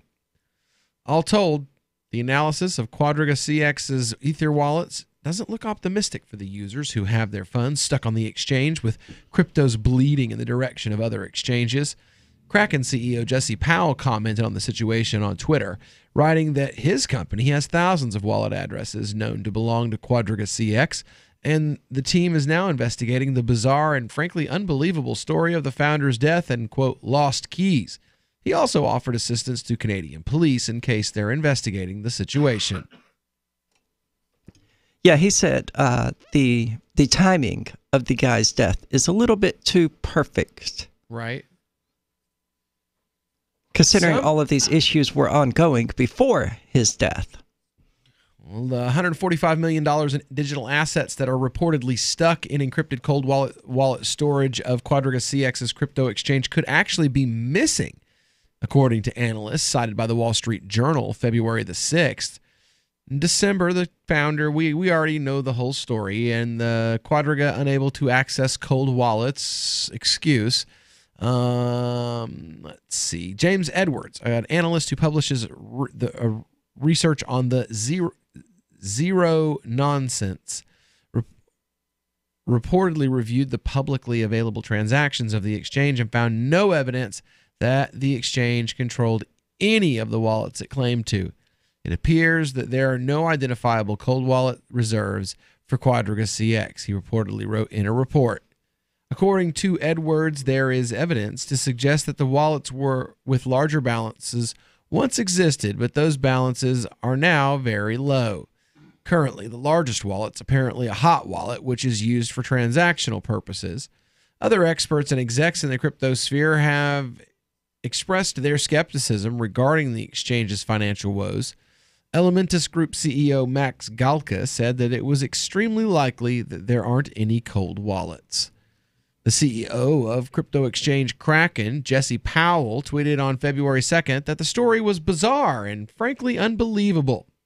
Powell even suggested that the Royal Canadian Mounted Police contact his exchange, as it has thousands of wallets and addresses known to belong to Quadriga CX that Kraken is investigating.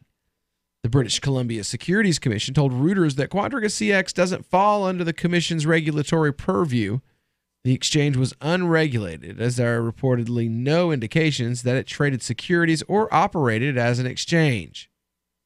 No, it seems to have operated as a middleman, sort of similar to how Shapeshift and Changelly in particular operate, which is one of the reasons that Changelly has such high fees, because you're technically going through two different exchanges when you use the service, and Changelly simply facilitates it. Yeah. So I don't know why Quadriga referred to themselves as an exchange when they weren't.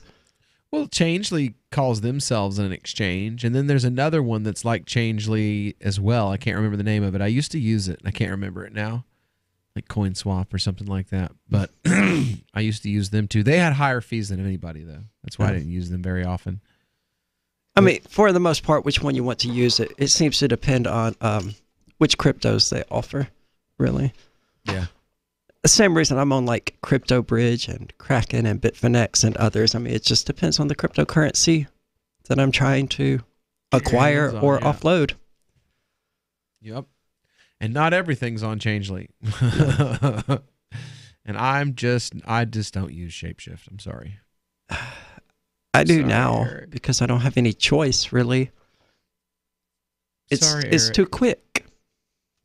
You know, right. Changelly is going to take 6 hours to do it. Shapeshift will take 5 minutes.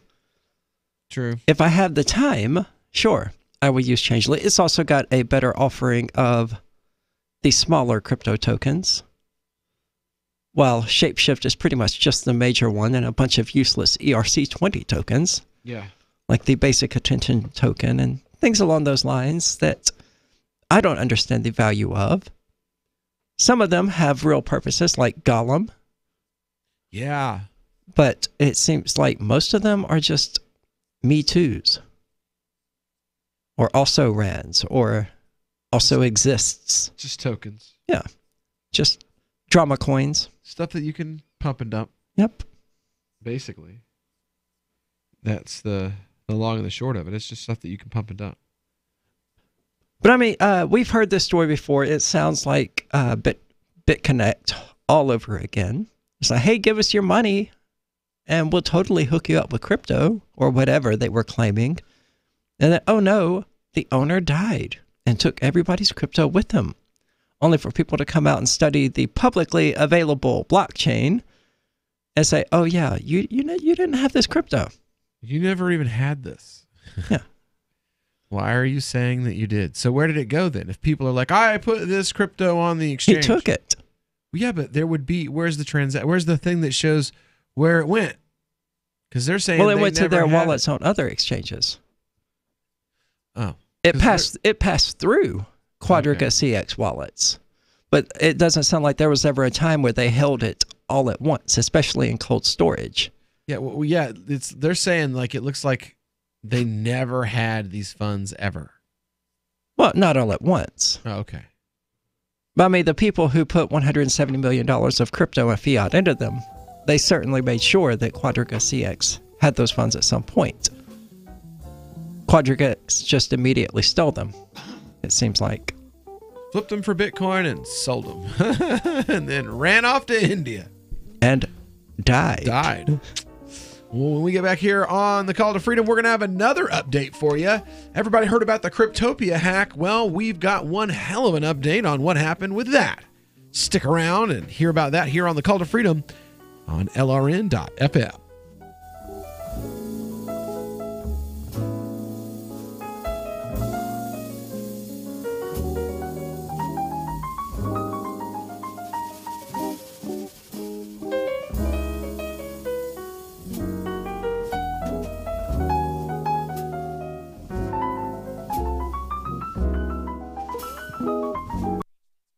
When you hear the word lobbyist, you probably think about greedy corporations, but not all lobbyists are the same. Some are fighting for the freedoms you hold dear. Liberty Lobby LLC is doing just that in New Hampshire, working hard to represent you, not some special interest group. You can help by going to libertylobby.info, where your contribution will give us the tools we need to ensure that your voice is heard. Visit libertylobby.info today to find out more.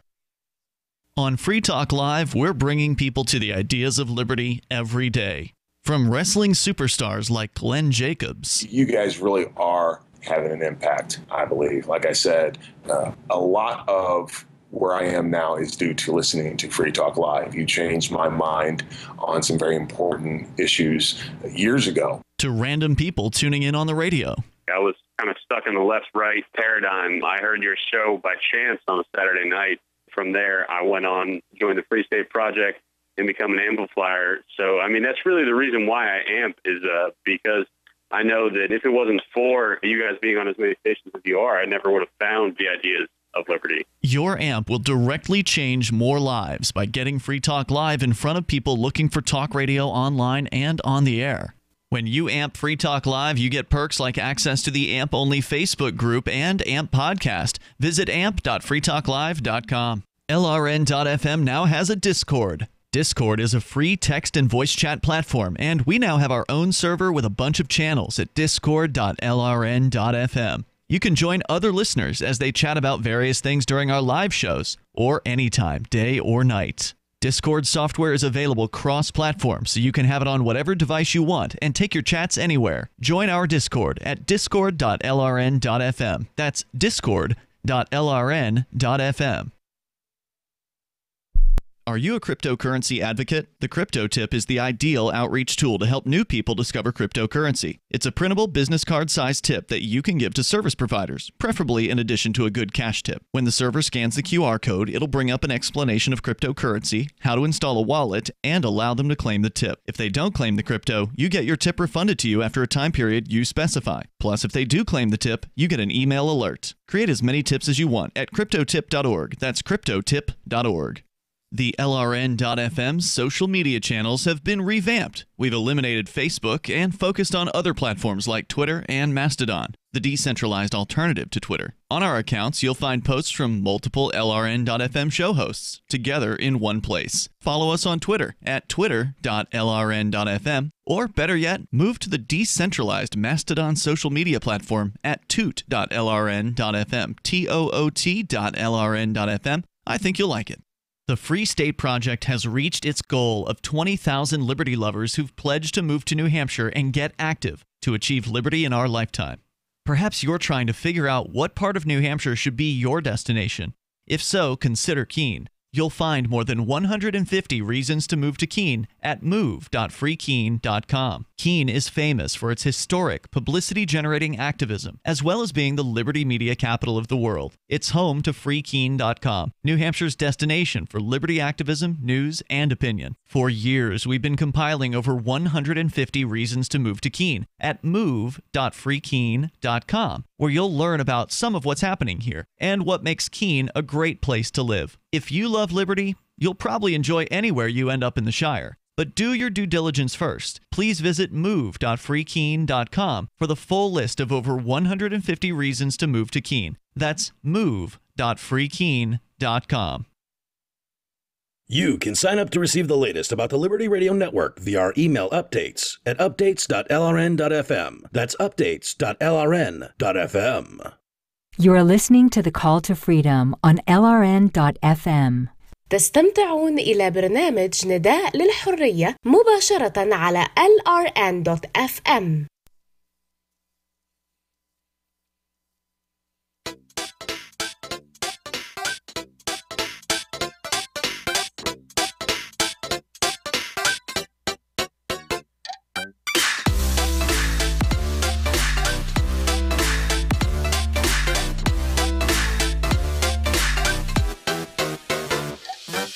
All right, welcome back into the Call to Freedom here on LRN.FM. Broadcasting live from the Liberty Radio studio. It's our Crypto Hour.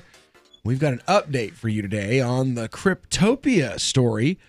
Cryptopia is the exchange that was hit with a hack. I liked Cryptopia. You could do Bean Cash there. You could do the sci-fi coins there. A lot of like the smaller, I had Panda coins. You know, the smaller coins that you really didn't get anywhere else. All that stuff was all there on Cryptopia.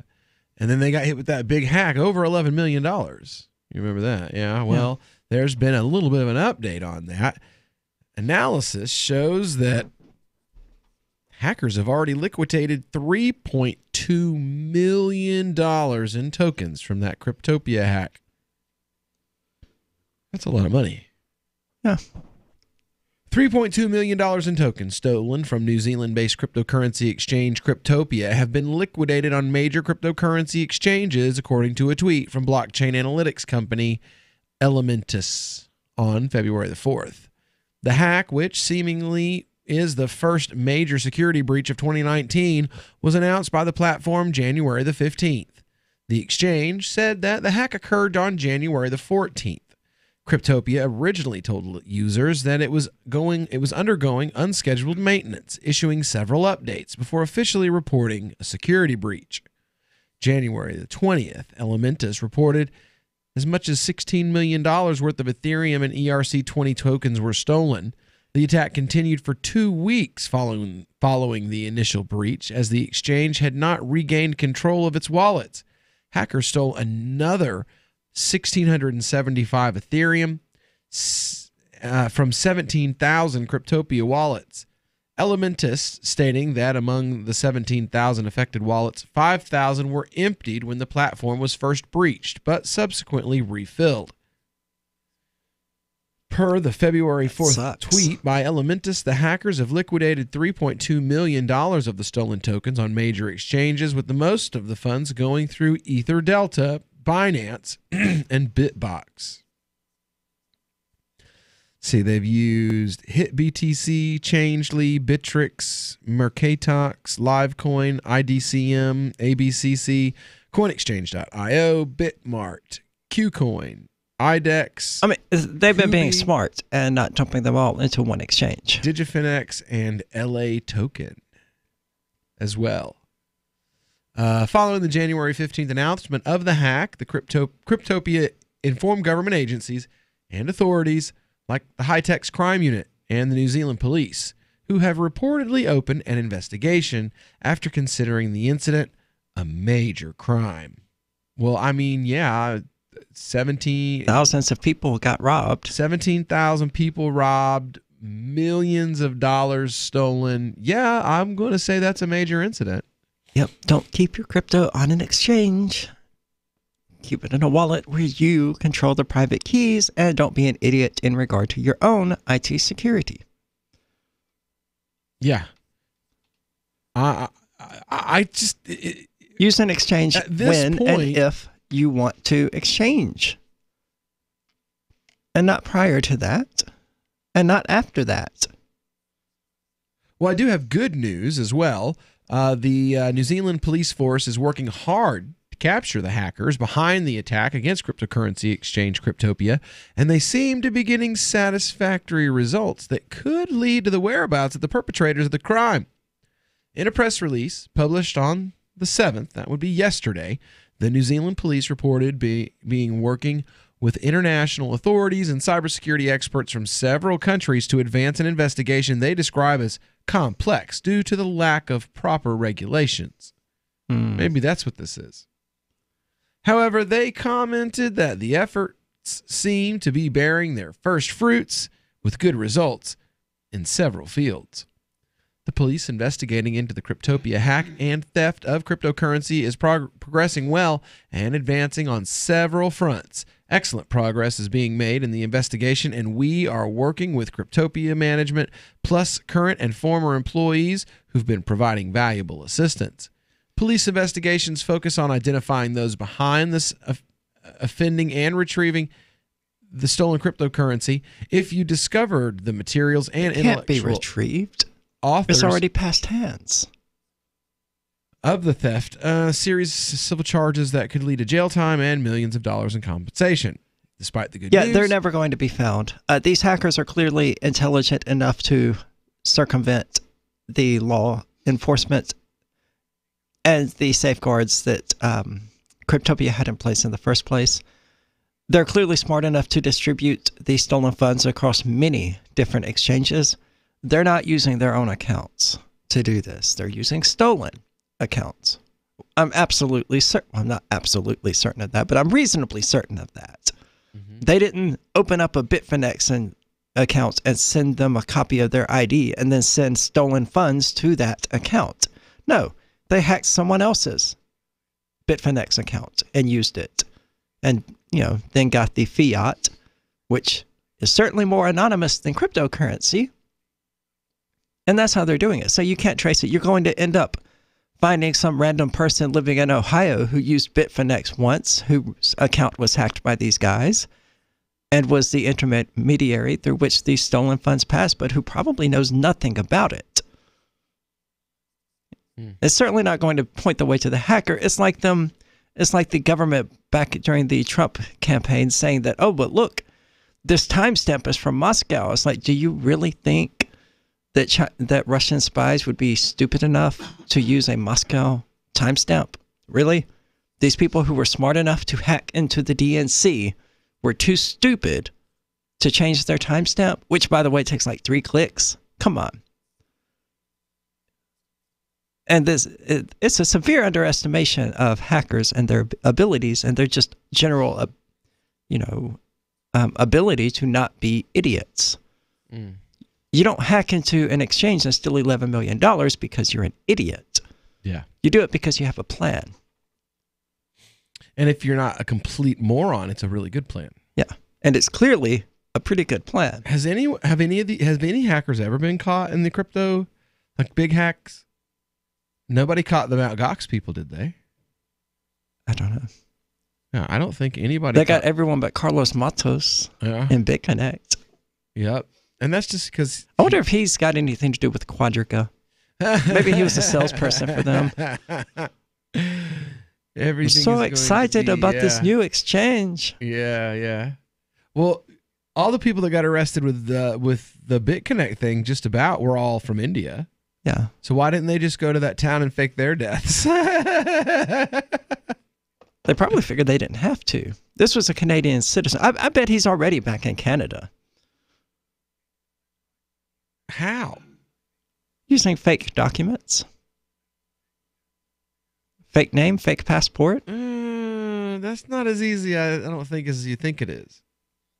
Because you got it is when you have $170 million of crypto to use. True. Very true. It's like, hey, I will give you 50 Bitcoin to give me 100% passable government papers. Here you go. For 50 Bitcoin, I think I could figure it out. For real, yeah. Not that I would do it because I don't engage in government fraud. Yeah. But wow. It's certainly not for Bitcoin, which is easily traceable. For real? Hello, government official. I'm over here. Maybe Zcash or Horizon. Something happened with Zcash this week. I don't remember what it was. They had a problem too. Something with their network being backed up or something. I don't remember what it was. I saw something that Zcash was having some issues this weekend as well. So, anyway, what's the stuff that I've got coming up for the next hour? Oh, yeah, that's right. The U.S. military is supposed to be leaving Syria. That's right. They think April is when they'll start bringing the troops home from Syria. Why not today? Today is a good day to stop murdering people. I don't know. Because reasons. Who knows? Remember when Trump ran for president saying it's stupid to tell your enemies what you're going to do? Right? And I was like, oh, by the way, we're leaving. Just hold out for a minute, guys. We'll be out of here in April. And we'll be back in just a few minutes. Yeah. All right, we'll be back with Hour 3 of the Call to Freedom here on this Friday evening drive home broadcast of your favorite source for gaming, crypto, tech news, and, you know, a little funny political commentary as well here on the Call to Freedom. This is Michael Dean from the Freedom Fiends. I've run websites since 1996 and have used over a dozen web hosts in that time. AgristHosting.com is the only one that hasn't broken my heart. Agrist Hosting's uptime and service is stellar, and their DDoS mitigation is the best I've seen. That's important because if you tell the truth in this world, you'll ruffle feathers. And some people will try dirty tricks to silence your voice. No matter what the haters hit us with, Agrist Hosting keeps our websites online. If you have a mission-critical commercial presence or a world-changing activism site, you cannot tolerate any skullduggery.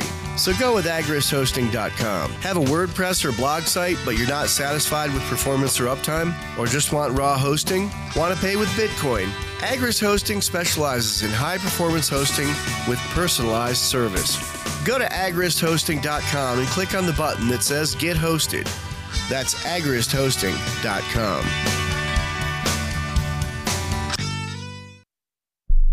Imagine someone in your community getting in their car, turning on the radio, and hearing the Liberty Radio Network. You can make that vision a reality with your own micro radio station. Visit broadcast.lrn.fm to learn how you can put our programs on the air in your area. You can have LRN.FM running around the clock, and you can even add in your own local shows. Building a radio station is simple, but programming isn't. That's where LRN.FM comes in. Learn more at broadcast.lrn.fm. That's broadcast.lrn.fm. Are you tired of your taxes funding endless occupations around the world? Antiwar.com is run by people who understand that wars abroad become wars at home, wars on our freedoms.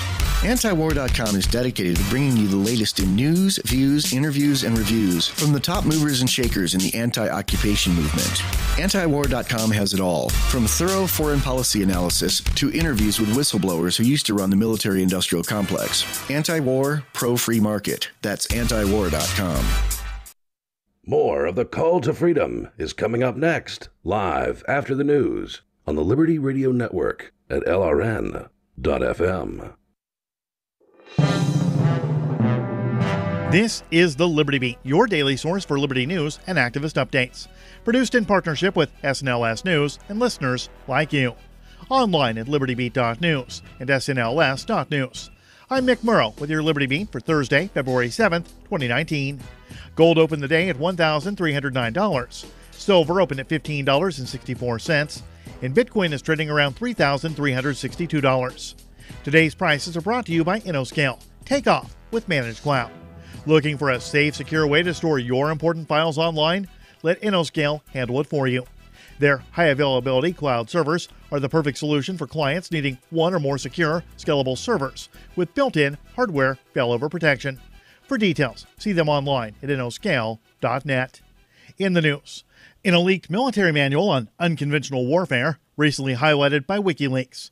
The United States Army states that major global financial institutions, such as the World Bank, International Monetary Fund, and the Organization for Economic Cooperation and Development, are used as unconventional financial weapons in times of conflict, up to and including large-scale general war, as well as in leveraging the policies and cooperation of state governments. The document, originally written in September 2008, was recently highlighted by WikiLeaks on Twitter in light of recent events in Venezuela, as well as the years-long U.S.-led economic siege of that country through sanctions and other means of economic warfare. Though the document has generated new interest in recent days, it had originally been released by WikiLeaks in December 2008 and has been described as the military's regime change handbook. The Liberty Beat is sponsored in part by Bray Botanicals, high-quality kratom and CBD at reasonable prices with excellent customer service. Bray Botanicals is activist-owned and mission-driven, fighting for your right to consume plant-based medicine and natural remedies. Find out more at mybraybotanicals.com. And right now, Liberty Beat listeners can save 10% at checkout. Just use promo code SNLS. This is the Liberty Beat for Thursday, February 7th, 2019. Find us online at libertybeat.news and snls.news. I'm Mick Murrow. Your Liberty Beat now continues. U.S. Department of Defense officials are looking to weaponize disinformation by looking for new influencing tools against enemy propaganda. Mint Press News, citing military.com, reports the Pentagon wishes to expand its capabilities in irregular warfare, which, according to defense officials, is a critical tool for defeating near-peer adversaries preemptively. The National Defense Strategy requires that irregular warfare become a core competency for the DoD. That word from Owen West, Assistant Secretary of Defense for Special Operations and Low-Intensity Conflict, cited in the report. West also added that it's a continuation of former Defense Secretary Jim Mattis's efforts to end the habit of standing up and standing down advisory capacity in past conflicts. He also said the Pentagon should embrace, quote, the potential of these tools to shape, compel, and deter would-be adversaries, end quote. American farmers are battling several issues when it comes to producing food. Regulated low prices, tariffs, and the inability to export have all cut into the salaries of farmers. Activist Post reports they are officially in crisis mode, just like the United States food supply. With no end to the disastrous trade war in sight, many farmers have traveled to Washington, D.C. to share their plights with the president himself, hoping that he'll end the trade war that's exacerbating an already precarious food crisis. Farmers make up a fairly large chunk of President Trump's base, and an unwillingness to put food production in the United States first could be detrimental for Trump's re-election chances in 2020. It could also be the beginning of a catastrophic food shortage. The Federal Reserve Bank of Minneapolis warned in November of rising Chapter 12 bankruptcies used by family farmers to restructure massive amounts of debt. The Fed said the strain of low commodity prices is starting to show up, not just in bottom-line profitability, but in simple viability. Support for the Liberty Beat comes from the Conscious Resistance Network, featuring videos, news reports, and articles from a spiritual anarchist perspective. Experience the Conscious Resistance at theconsciousresistance.com. How would you like to have your business featured on the Liberty Beat?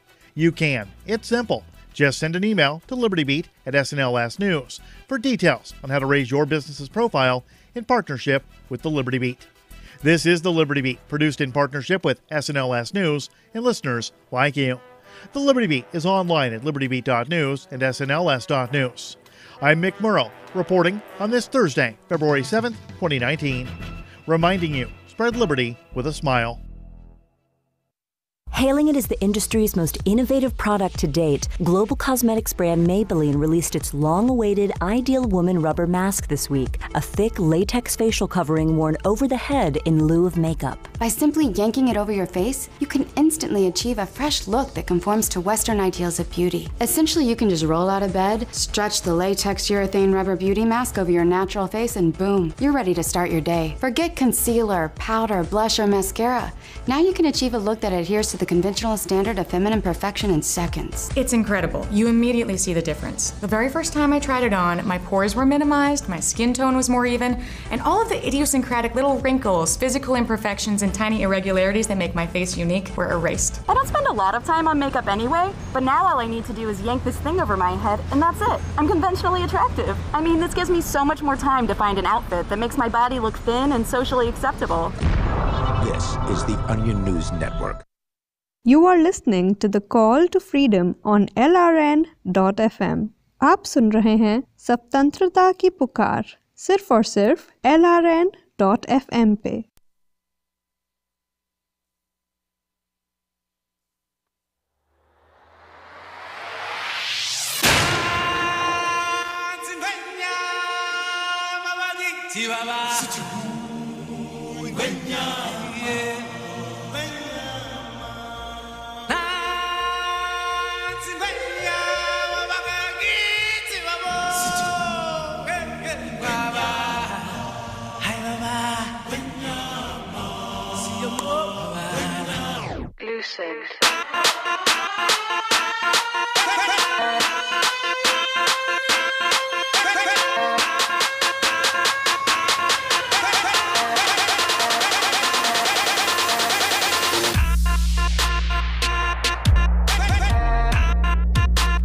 All right, welcome back to the final hour of this Friday evening drive home broadcast of the Call to Freedom.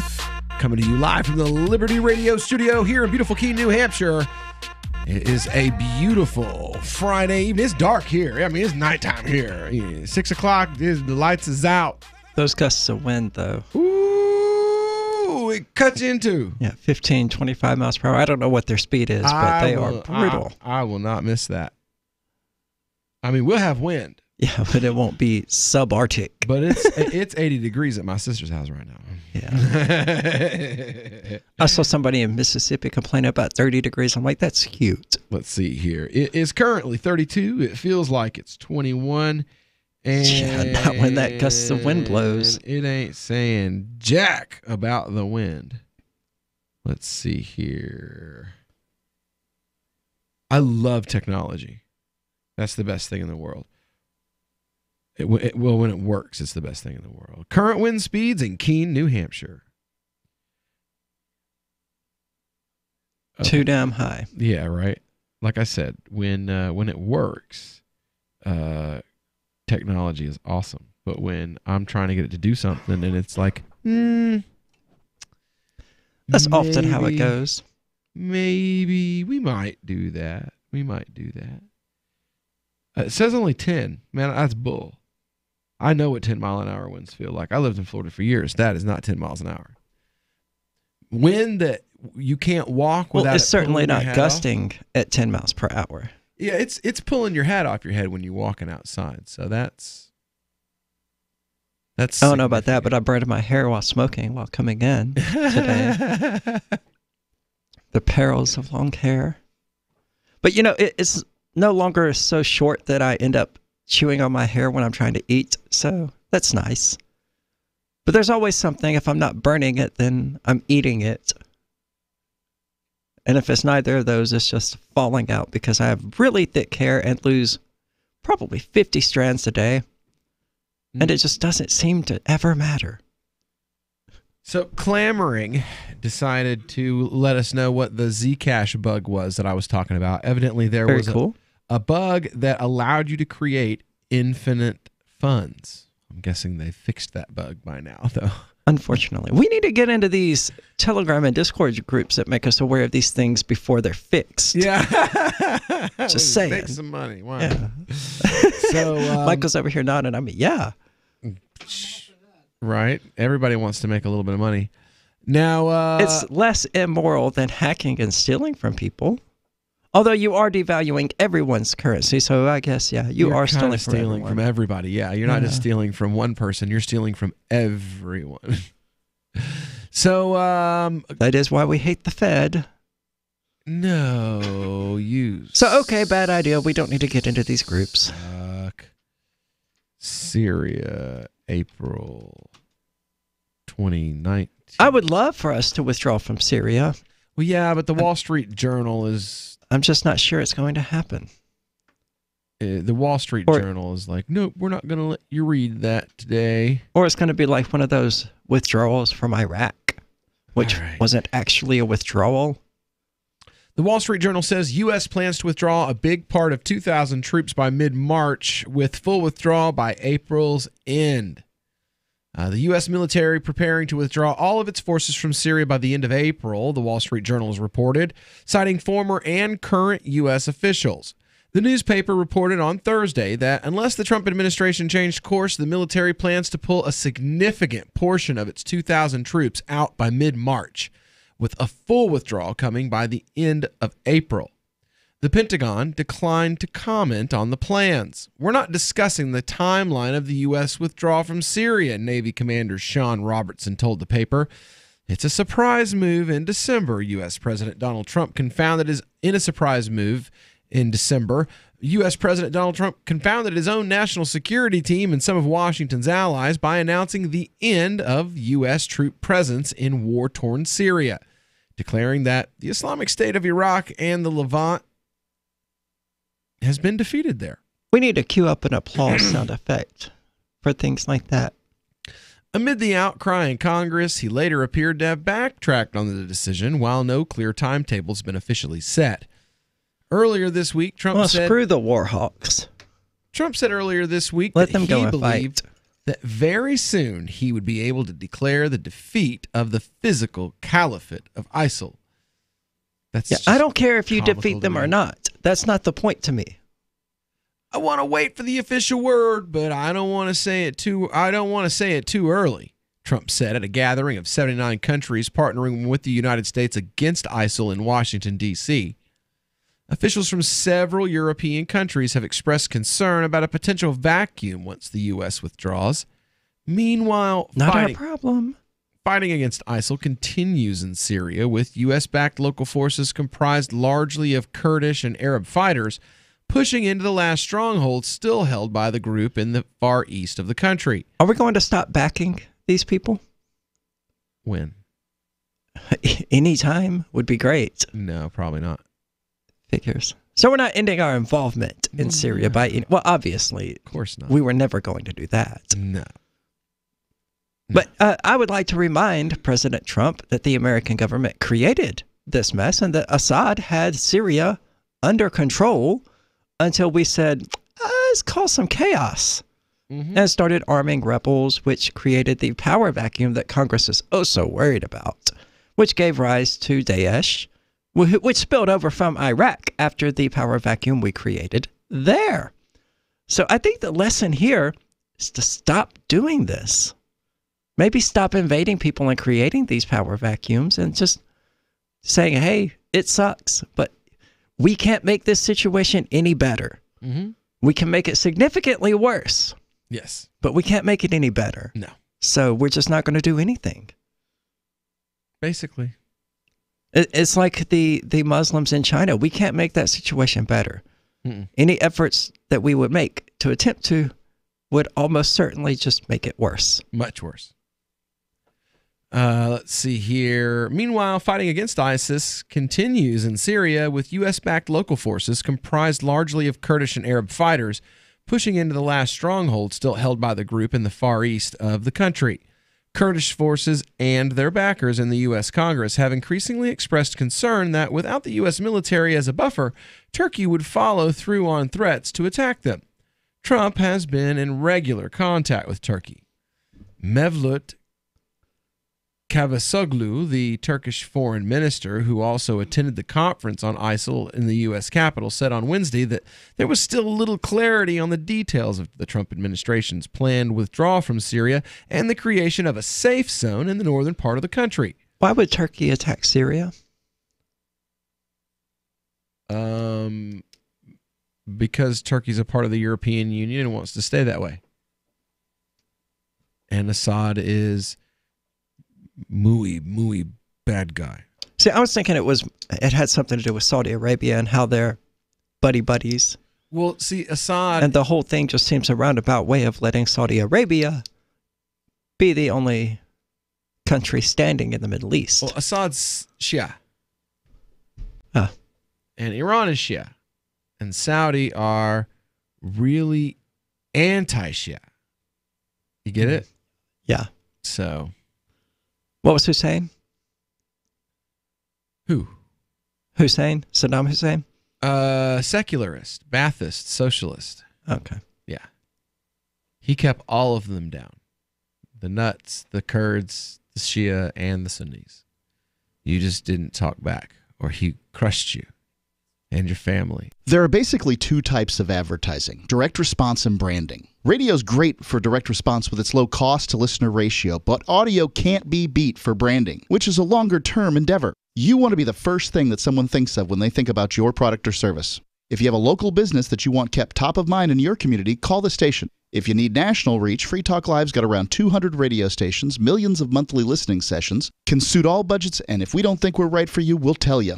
Email me, mark@freetalklive.com.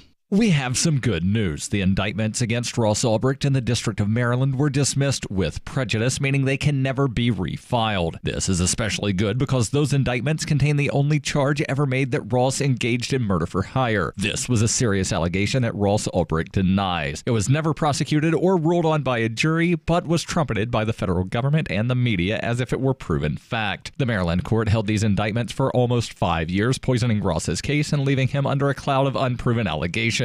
As explained in Ross's appeal to the Supreme Court, the fact that the judge used these allegations to give Ross a draconian sentence of double life without parole violated his Sixth Amendment right to a jury trial. Judges are required to issue sentences based on convictions decided by a jury, not unproven allegations never even charged at trial. Although this is a positive development, the dropped indictment will not set Ross free. Now, a presidential pardon is Ross's only hope of freedom. Sign the petition at freeross.org. freeross.org. Did you know we've taken our LRN.FM telephone listen line to a new level with the LRN.FM audio on demand line? Now you can call 712-770-8447 anytime and listen to LRN.FM's live feed. And you can listen to a bunch of our original shows on demand. Long distance fees may apply. Just dial 712-770-8447 and choose from the menu. 712-770-8447. This Your Family Today tip is brought to you by Boost Kid Essentials Nutritionally Complete Drink, providing your picky eater with essential nutrition and great taste in one drink. Visit us at kidessentials.com. To make sure your kids eat healthy, follow the 5-a-day plan. Serve 3 servings of vegetables and 2 servings of fruit daily. Remember, a serving could just mean a piece of fruit or a half cup of veggies. If your kids are picky eaters, ask a nutritionist about other sources.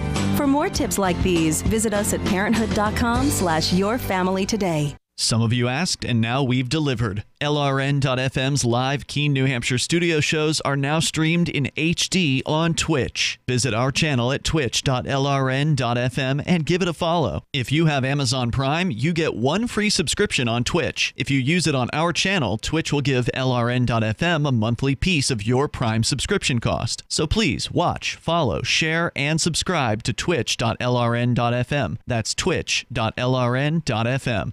Is spreading the message of liberty, cryptocurrency, and peace around the globe worth $2 per month to you? As you may already know, in addition to our internet feed, LRN.FM broadcasts on free-to-air satellite across North and Central America, as well as Sub-Saharan Africa. And we've been available on satellite for free 24/7 since 2010. The LRN.FM free-to-air satellite signal is reaching some of the most oppressive regimes in the world, and there's no doubt our ideas are making an impact. You can learn more about the channel's impact by watching the 3-minute video at fund.lrn.fm. If you'd like to help free minds globally with our ideas of liberty, cryptocurrency, and peace, you can donate as little as $2 per month via fund.lrn.fm. You can help us continue and expand our satellite broadcast to multiple continents. Visit fund.lrn.fm today, and thank you for your help. Don't forget to share the link on social media. That's fund.lrn.fm. What's up next? Visit the Liberty Radio Network program guide to find out at shows.lrn.fm. That's shows.lrn.fm. You are listening to the Call to Freedom on LRN.fm. Unasikiliza wito wa uhuru katika LRN.fm. Taco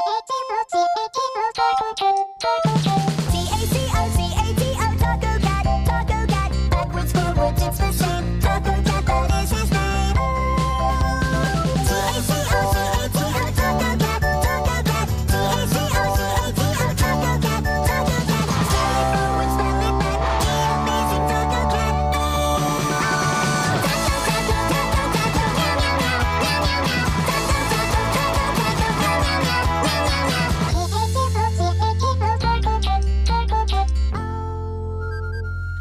All right, welcome back into the Call to Freedom here on LRN.FM. Broadcast. They're not wrong. Taco Cat is indeed an emagram. Yes, it is. Yes, but okay. Did it have an image of a cat in a taco like Nyan Cat? Yes. But a taco instead of a Pop-Tart? But bigger and Bigger. dancing. Yeah. And dancing. Well done, Internet. Yes. I love the technology. 150,000 years of evolution of human history to produce Taco Cat. Isn't it wonderful? It really is. Technology is great. So this story from the New York Post, state police unions, and this is our shocker of the week here, right? State police unions unanimously oppose legalizing marijuana. Shocker.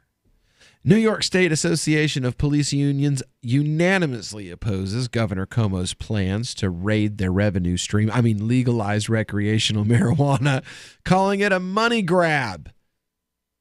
Wait, what? Wow. Zero self-awareness. Wait, what? Yeah, right. The group's president said on Wednesday, "We want to be on record that we oppose this because it's a total act of irresponsibility." Okay, your objection has been recorded. No, noted. Go away. Back under your rock, cretin. The governor and lawmakers are trading public safety for a money grab to plug a budget deficit arising from mismanagement of taxpayer funds. Jeopardizing the public safety is not something cops support. What? Jeopardizing the public safety is literally their job. This is what we do for a living. There is nothing safe about the police stopping on the side of the highway to harass people. There is nothing safe for innocent pedestrians, innocent travelers, or the person pulled over. And you can very easily get shot over having a broken taillight. The decision to come out against Cuomo's proposal came Speaking of which. What? Thin Blue Line game. Oh, yeah, please. Came at a group's meeting in Albany Tuesday, said Palladino, who also heads the City Detectives Endowment Association. Governor Cuomo announced in December that he would push to legalize recreational marijuana, which could generate more than $1.7 billion in sales annually.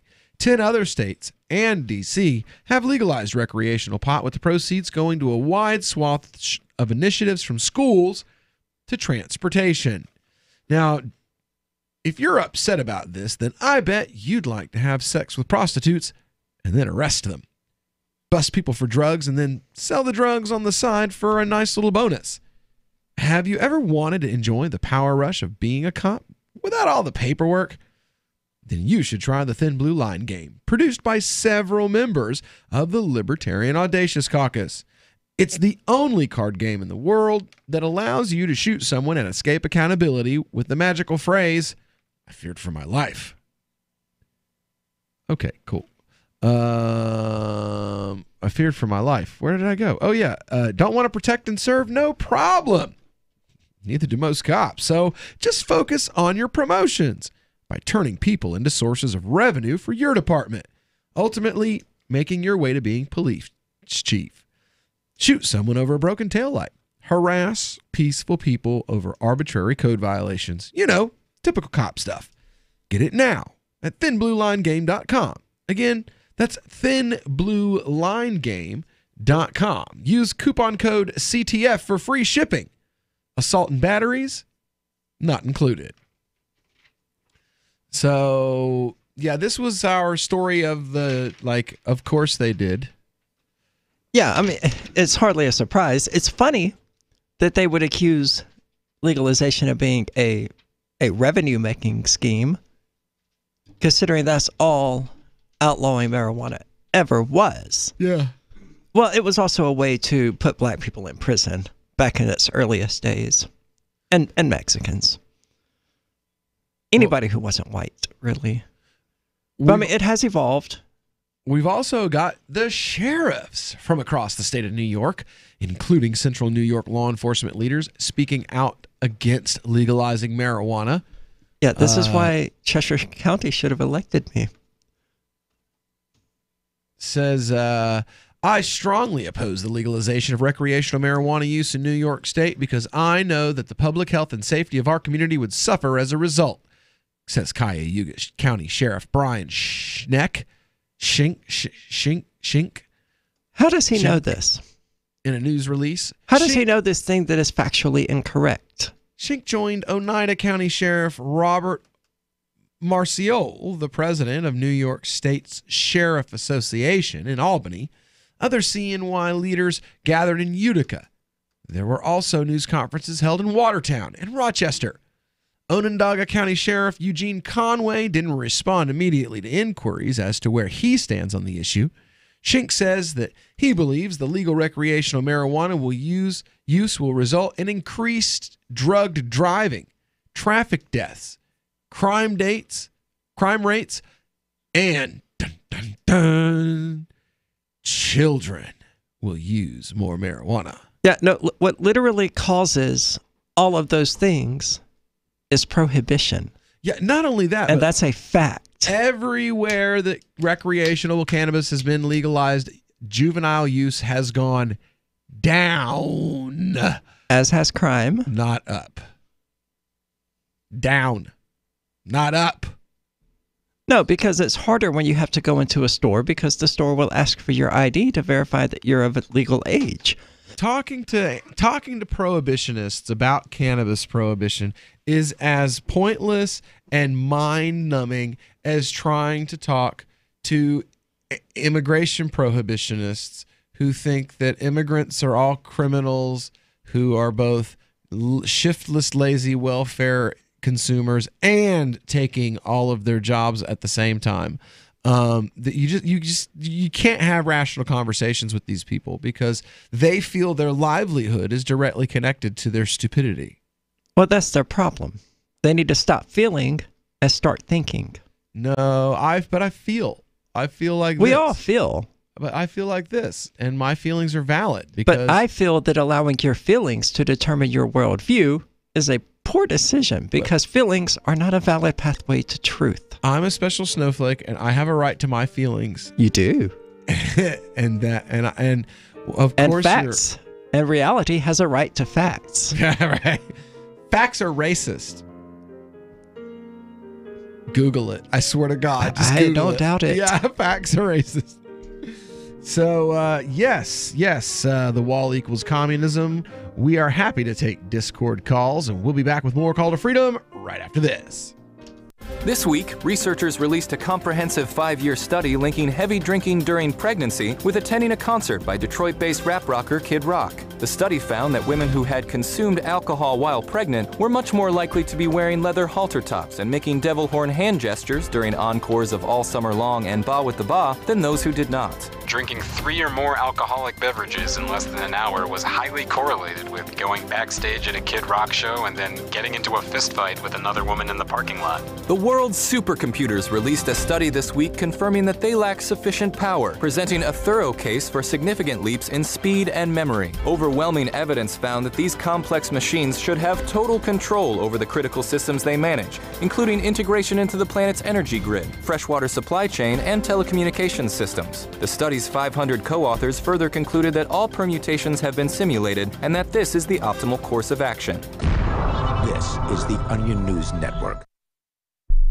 What do you shop for that you could otherwise buy at Amazon? Pretty much everything, right? Amazon has competitive pricing and they deliver, and that's a big plus. If you could plan ahead in your shopping, would you be interested in saving up to 33%? There's a catch. You have to do your shopping in Bitcoin. But imagine those savings. It's like a huge raise. All you have to do is go to saveitpurse.com. We've saved thousands, and you can too. Plan ahead and save. SaveItPurse.com. Since time began, tyrants have taken aim at personal liberties. Now there's a movie that aims back.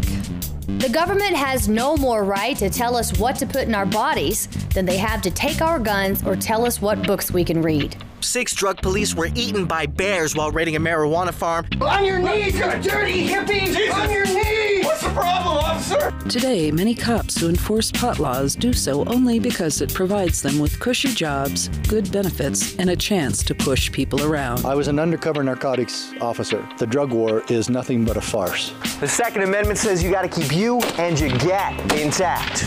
Guns and Weed, The Road to Freedom. A film by Michael W. Dean and Nima Vadadi. DVD available now at gunsandweed.com or on Amazon. That's gunsandweed.com. Makes the perfect gift. Remember, that's gunsandweed.com. Did you know you can listen to LRN.FM via our free-to-air satellite channels? We have channels over nearly all of North America and much of Africa. All you need is an affordable receiver and a dish as small as 30 inches. There are no monthly fees. Learn more at sat.lrn.fm. Plus, if you are a broadcaster or want to be one, this is a good delivery method for our content. See our coverage maps and get details at sat.lrn.fm. That's sat.lrn.fm. sat.lrn.fm. Phone records, financial and location data, Prism, Tempora, X-Keyscore, Boundless Informant. Hey, y'all, Scott Horton here for offnow.org. Now, here's the deal. Due to the Snowden revelations, we have a great opportunity for a short period of time to get some real rollback of the national surveillance state. Now, they're already trying to tire us by introducing fake reforms in the Congress. And the courts, they betrayed their sworn oaths to the Constitution and Bill of Rights again and again, and can in no way be trusted to stop the abuses for us. We've got to do it ourselves. How? We nullify it at the state level. It's still not easy, but the Off Now project of the 10th Amendment Center has gotten off to a great start. I mean it. There's real reason to be optimistic here. They've gotten their model legislation introduced all over the place, in state after state. I've lost count, more than a dozen. You're always wondering, yeah, but what can we do? Here's something important, something that can work if we do the work. Get started cutting off the NSA support in your state. Go to offnow.org. Join the LRN.FM Discord for live chat 24/7 at discord.lrn.fm. That's discord.lrn.fm. You are listening to The Call to Freedom live on LRN.fm. تستمعون إلى نداء للحرية مباشرة على LRN.fm. I want to take the next 2 days off. How's that? Do that again. You are so stupid. That's right. They're all gonna laugh at you. That's right. There is nothing wrong with your radio. That's right. This is crazy. What's going on here? I don't know. It's loud. $100 smoking my billfold. I know I ought to save it, but it's burning me whole. Right through my pocket and into my skin. Come Monday morning, I'll be broke again. It's finally Friday, I'm free again. I got my motor running for a wild weekend. It's finally Friday, I'm out of control.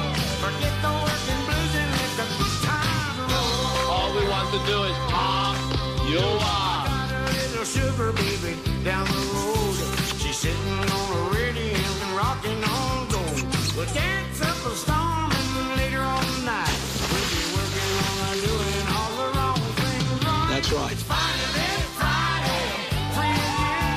I got my motor running for a wild weekend. It's finally Friday, I'm out of control. Forget the working blues and let the time roll. I'll be back. Oh, that's wonderful.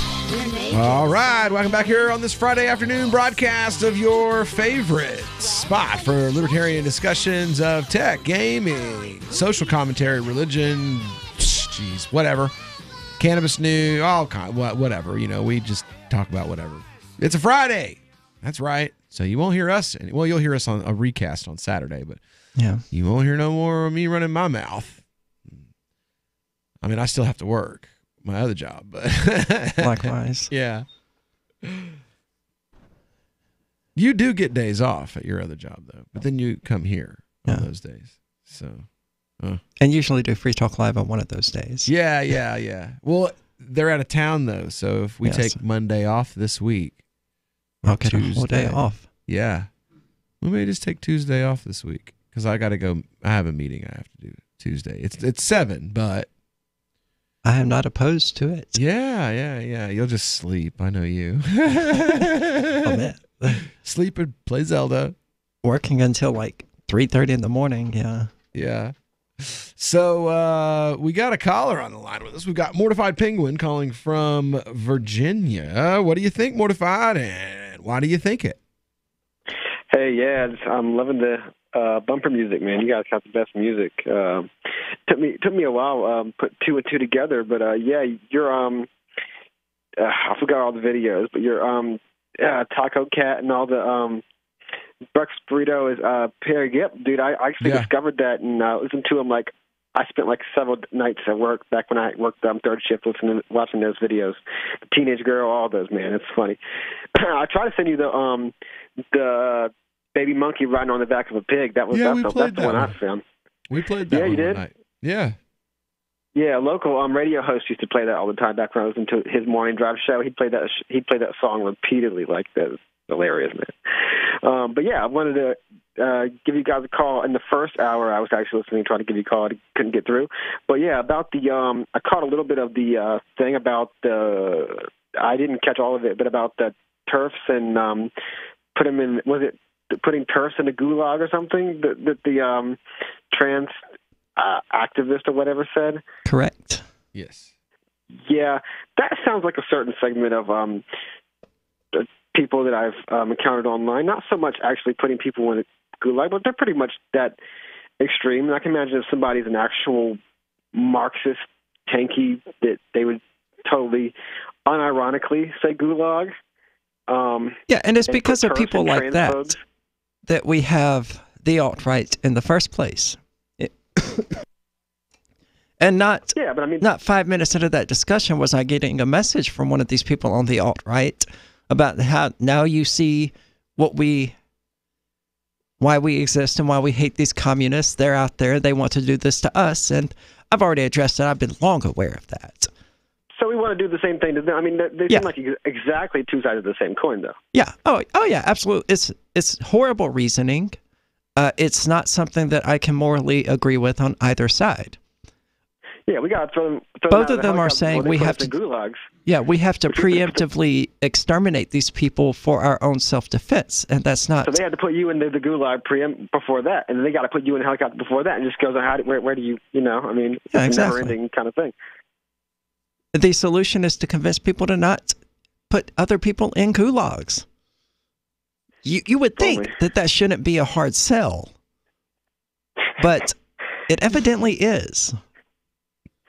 Yeah, so I've noticed in a lot of like really far left and similar to that radical political circles, I've noticed real predominance of trans people. And nothing wrong with that. I mean, it's totally to be expected that they're going to take up trans issues and a lot of left-leaning social justice issues. But the sheer number of trans people in radical left-like places is pretty staggering, and I kind of like try to politely online kind of just it's because they were already there. I think that's what's happened is that they were already there, and as the left became more radicalized, they simply radicalized along with the left.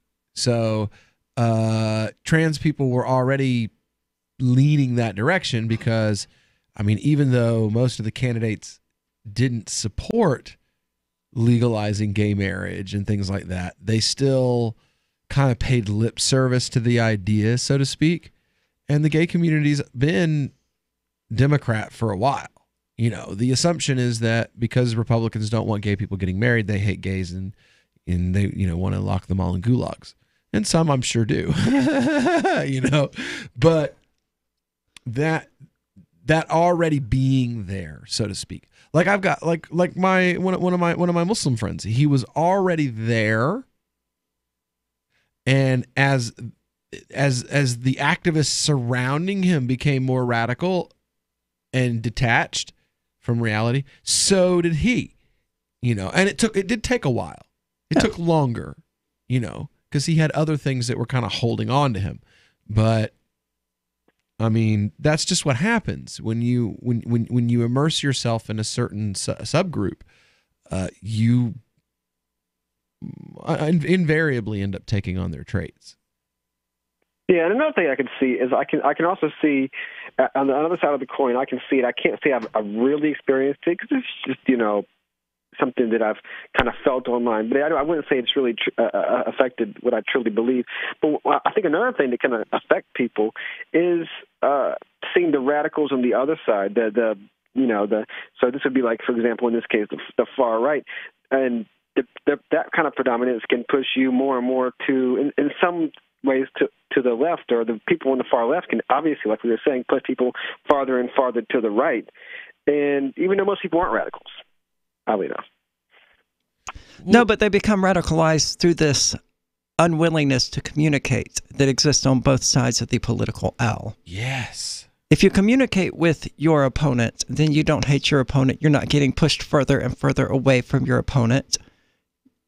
But when you refuse to communicate with them, when you write off everything they say as commie nonsense or racist nonsense, then you're shoveling yourself back into this hole where you're only going to hear people who are as hateful and bigoted as you are. And it's just going to create this spiral that very quickly gets out of control. Yeah, well, that's very true. And I kind of try to take people at their word for something what they said. I don't really consider myself kind of seeing both sides to the center, because that's kind of a cliche thing. But I mean, I at least take people's word that they believe what they say until they prove otherwise. And I try to say, why does this person honestly think that, or do they honestly think that? But I don't want to say, oh, it's a bunch of nonsense, they're nuts, because that's just dismissing it offhand. And chances are they truly believe what they say. Yeah. All right. Well, thanks for your call today, Penguin. When we get back here on the Call to Freedom, it will be time for our cannabis news segment. There was a huge Harvard study done. It turns out everything you've been taught about cannabis by the... Looking for a great real estate investment? Consider New Hampshire, which is ground zero for the Liberty Movement. Your first call should be to Mark Worden from Porcupine Real Estate. He's more than just a real estate agent. He's your New Hampshire concierge. Where are the best places to live? Do you want farm, city, the burbs, or forest? Do you want a duplex or multifamily building so that renters pay your mortgage? There are homes in all price ranges in New Hampshire, and Mark can help with financing too. Invest in Liberty and property. Mark Worden can help. PorcupineRealEstate.com. Why did you move to the Shire? I moved here to the Shire because there's other people around who take liberty just as seriously as I do. I moved to the Shire because I saw videos of people challenging authority and thought that I could get support myself. It called to me, like, do this right now. I wanted to be around people like me who got it. And once I got here, I knew there was nowhere else that I wanted to be. I've always wanted to change the world. So I moved to the Shire to join people who were actually working towards doing the same thing. The people here are awesome, loving, and positive. It was for the adventure and for the feeling of something important is happening here. And I just wanted to come to sort of be part of that. Visit ShireSociety.com to read and sign the Shire Society Declaration and learn the reasons why, if you love liberty, you should immigrate to the Shire. Plus, connect with others via the forum at ShireSociety.com. That's ShireSociety.com. Now that you've found the Liberty Radio Network at LRN.FM, you may want to help expose others to our great programs. To assist you in doing so, you'll find resources at promote.lrn.fm, including details on how to get a free bumper sticker, quarter-page flyers you can print out and distribute, banners for your website, as well as files that will allow you to make your own custom banners and graphics. Visit promote.lrn.fm and help bring new listeners to the Liberty Radio Network. That's promote.lrn.fm. Are you tired of governments murdering people around the world? Stop using their money. There is an alternative. Bitcoin is a stateless, free market, non-political currency. Bitcoin cannot be inflated or controlled by any government. By using their money, you are helping the state. Stop doing it. You have an incredible alternative available now. Learn it, use it, spread it. Get started with Bitcoin at bitcoin.com. That's bitcoin.com. LRN.FM is proud to announce our official listening apps for Android and iOS devices. Now you can easily tune into our streams anywhere, anytime on your smartphone or tablet. Just visit apps.lrn.fm or search for LRN.FM in the Android or Apple app stores. Please download, rate us 5 stars, then share the link on your social media, and let your friends and family know how you're listening to LRN.FM. Download it now, free at apps.lrn.fm. So the protection of life, liberty, and property is what the Free State Project is all about. But it's an effort to move 20,000 people who understand. It's about demonstrating to the entire country that, yeah, we can have a free market, a truly free market. Making it just a freer, great place to live.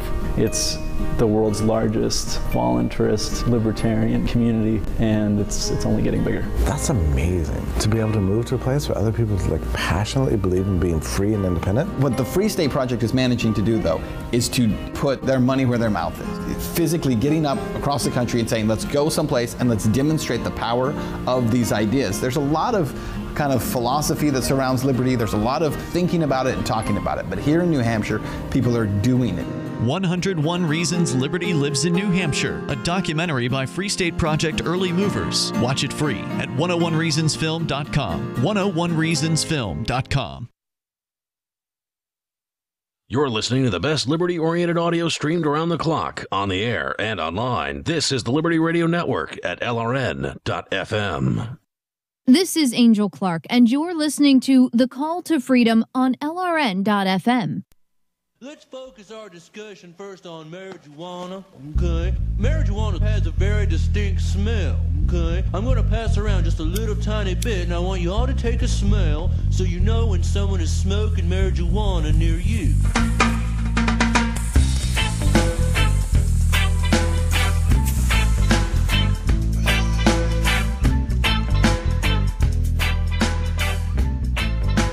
All right. Welcome back into the Call to Freedom here on LRN.FM, broadcasting from the Liberty Radio Studio in beautiful Keene, New Hampshire. And it is another cannabis news segment here on our Friday evening drive home broadcast. A massive Harvard study contradicts anti-pop propaganda that's been told to us for decades. For decades, anti-marijuana and even pro-marijuana advocates have repeated a narrative about the potentially negative effects of smoking marijuana and the male sperm count. Smoking weed, we're told, decreases your ability to produce sperm. Well, just ask the Marley family or my own. That is nonsense.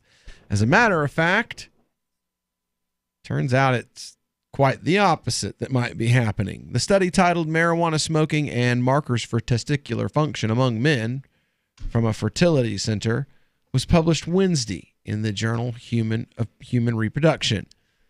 The study posed the question, is marijuana smoking associated with semen quality, sperm DNA integrity, or serum concentration of reproductive hormones among subfertile men? The answer, surprising as it directly contradicted expected results based on previously held beliefs, and found that marijuana use did indeed appear to have a positive effect on sperm count, not a negative effect. Our findings were contrary to what we initially hypothesized, says Phoebe Nassan, PhD, the study's lead author and research fellow at Harvard T.H. Chan School of Public Health. Come on, that's funny. Everybody always thought that smoking cannabis makes your swimmers dumb and they bump into each other and all this other stuff. And turns out the truth of the matter is, nope. That's not. Well, I mean, everybody thought that because somebody just came up with the rumor one day and it sort of propagated from there. Sort of like how the Yellow 6 in Surge was supposed to make your Richard smaller. It's a nonsense from the beginning. Yeah. But people believed it. They did. And it spread like wildfire. All through the high school. And the middle schools, evidently, too. Yep. Some news a little closer to home here. New Hampshire's considering legalization, even though the governor vows to veto it. We did cover that. Oh, you did? Yeah. Oh, okay, never mind. My bad. It's all good. Let's see. What was the other Isn't Chris Sununu kind of fat? I guess. I don't know. When I think of Governor Chris now, it automatically makes me think of Chris Christie, and we know that dude is fat. So Sununu should probably just change his name to avoid that association altogether. Right. Let's see here. Why do bisexual women smoke more cannabis? Wow. First of all, did they just assume people's gender? Here we go. Mother Jones finally admits that they overstated cannabis mental health risks. Maybe you've seen the former New York Times reporter who's been hawking a new book that argues cannabis causes dangerous increases in violent crime, psychosis, and other behavioral and mental health problems. Many of the scientists whose work is cited in the book, Tell Your Children the Truth About Marijuana, Mental Illness, and Violence, have questioned author Alex Berenson's That's a stupid name for a book. And conclusions. Other researchers have called his claims unsubstantiated, cherry-picked, and phony. Our own reviewer, David Beinenstock, described the book as fear and falsehoods in the guise of objective reporting. That hasn't stopped Berenson, who has a flair for self-promotion, from making the media rounds, and many major news outlets have been all too eager to take the bait. In recent weeks, Berenson's alarm bell has earned him op-ed placements in both the Times and Wall Street Journal. He's appeared on Tucker Carlson's Tonight and Fox and Friends. Within a week of its publication, he boasted on Twitter the book was already headed for a third printing. Despite the scrum of media attention, some outlets are increasingly skeptical. NPR, Berenson tweeted last week, canceled an interview because of unspecified concerns on my methodology and conclusions. Now the liberal news magazine Mother Jones is walking back its own report based on Berenson's spurious reasoning. Mother Jones went big as Tell Your Children was set to hit the stands days in advance. The magazine published nearly 2,500-word write-ups under the headline, This Reporter Took a Deep Look into the Science of Pot Smoking and he found something scary.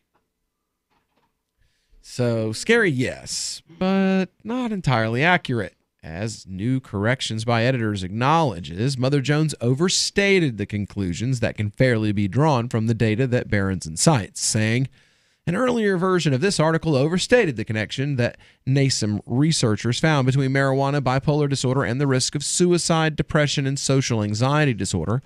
It also overstated the connection between the increasing number of pot users and the number of people over 30 coming into the ER with psychosis. The researchers in that case did not directly examine whether marijuana had led to any psychotic diagnosis.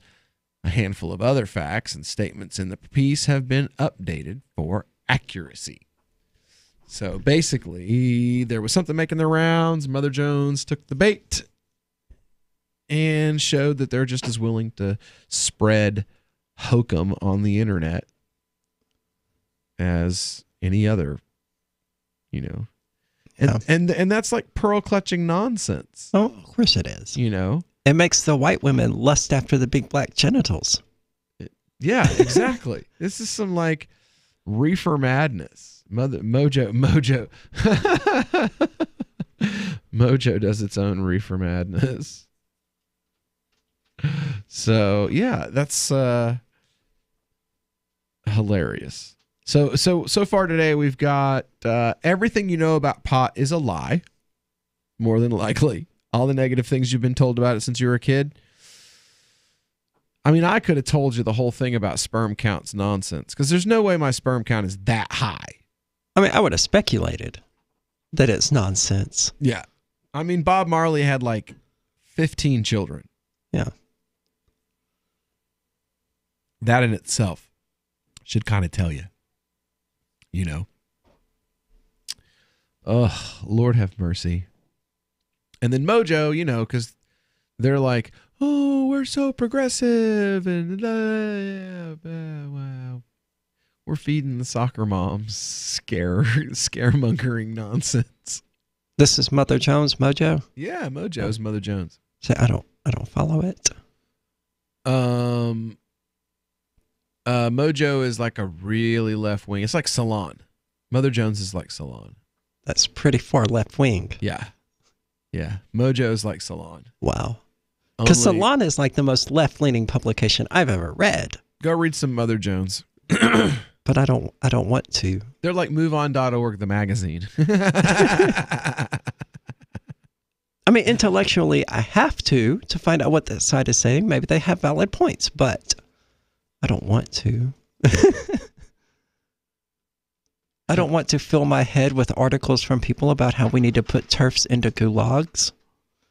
I have only... That was a tweet, to be fair. Yeah, but I'm sure there's a similar article somewhere. Somewhere, yeah. Somewhere. On Salon or Mojo. Arguing exactly the same thing, and perhaps just not using the word gulag. Or TERF. Or TERF. But somebody else. Yeah. Always. We have to re-educate these transphobic bullies. Yeah. Well, which I've gotten criticism recently from a straight cis white dude for my handling of the Tiffany GameStop chick. Yeah, I know. It's hilarious. It's like, dude, who do you think you're even talking to here? Oh, I get it too. Yeah. I get it too.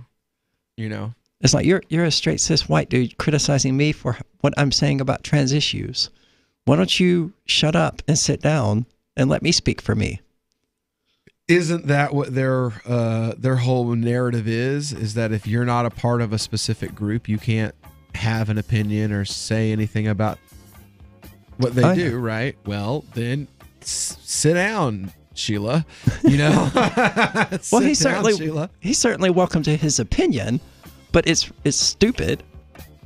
His opinion is stupid. Yes, very stupid. All right, well, when we get back next week, it will be another week. It will actually be my last week for a couple of weeks of the Call to Freedom. I'll be heading south after Monday. But don't go anywhere right now. We got Free Talk Live coming up live from Anarchapulco. I just heard the best sales pitch I've heard in a long time on an airplane. The flight attendant announced, "If you paid more than $75 for your round-trip ticket, you overpaid." This is brilliant because everybody on the flight paid more, and I was struck by how all the road warriors stopped typing and reading and working and looked up. The announcement invited us to apply for the airline's credit card, and the sign-up bonus, enough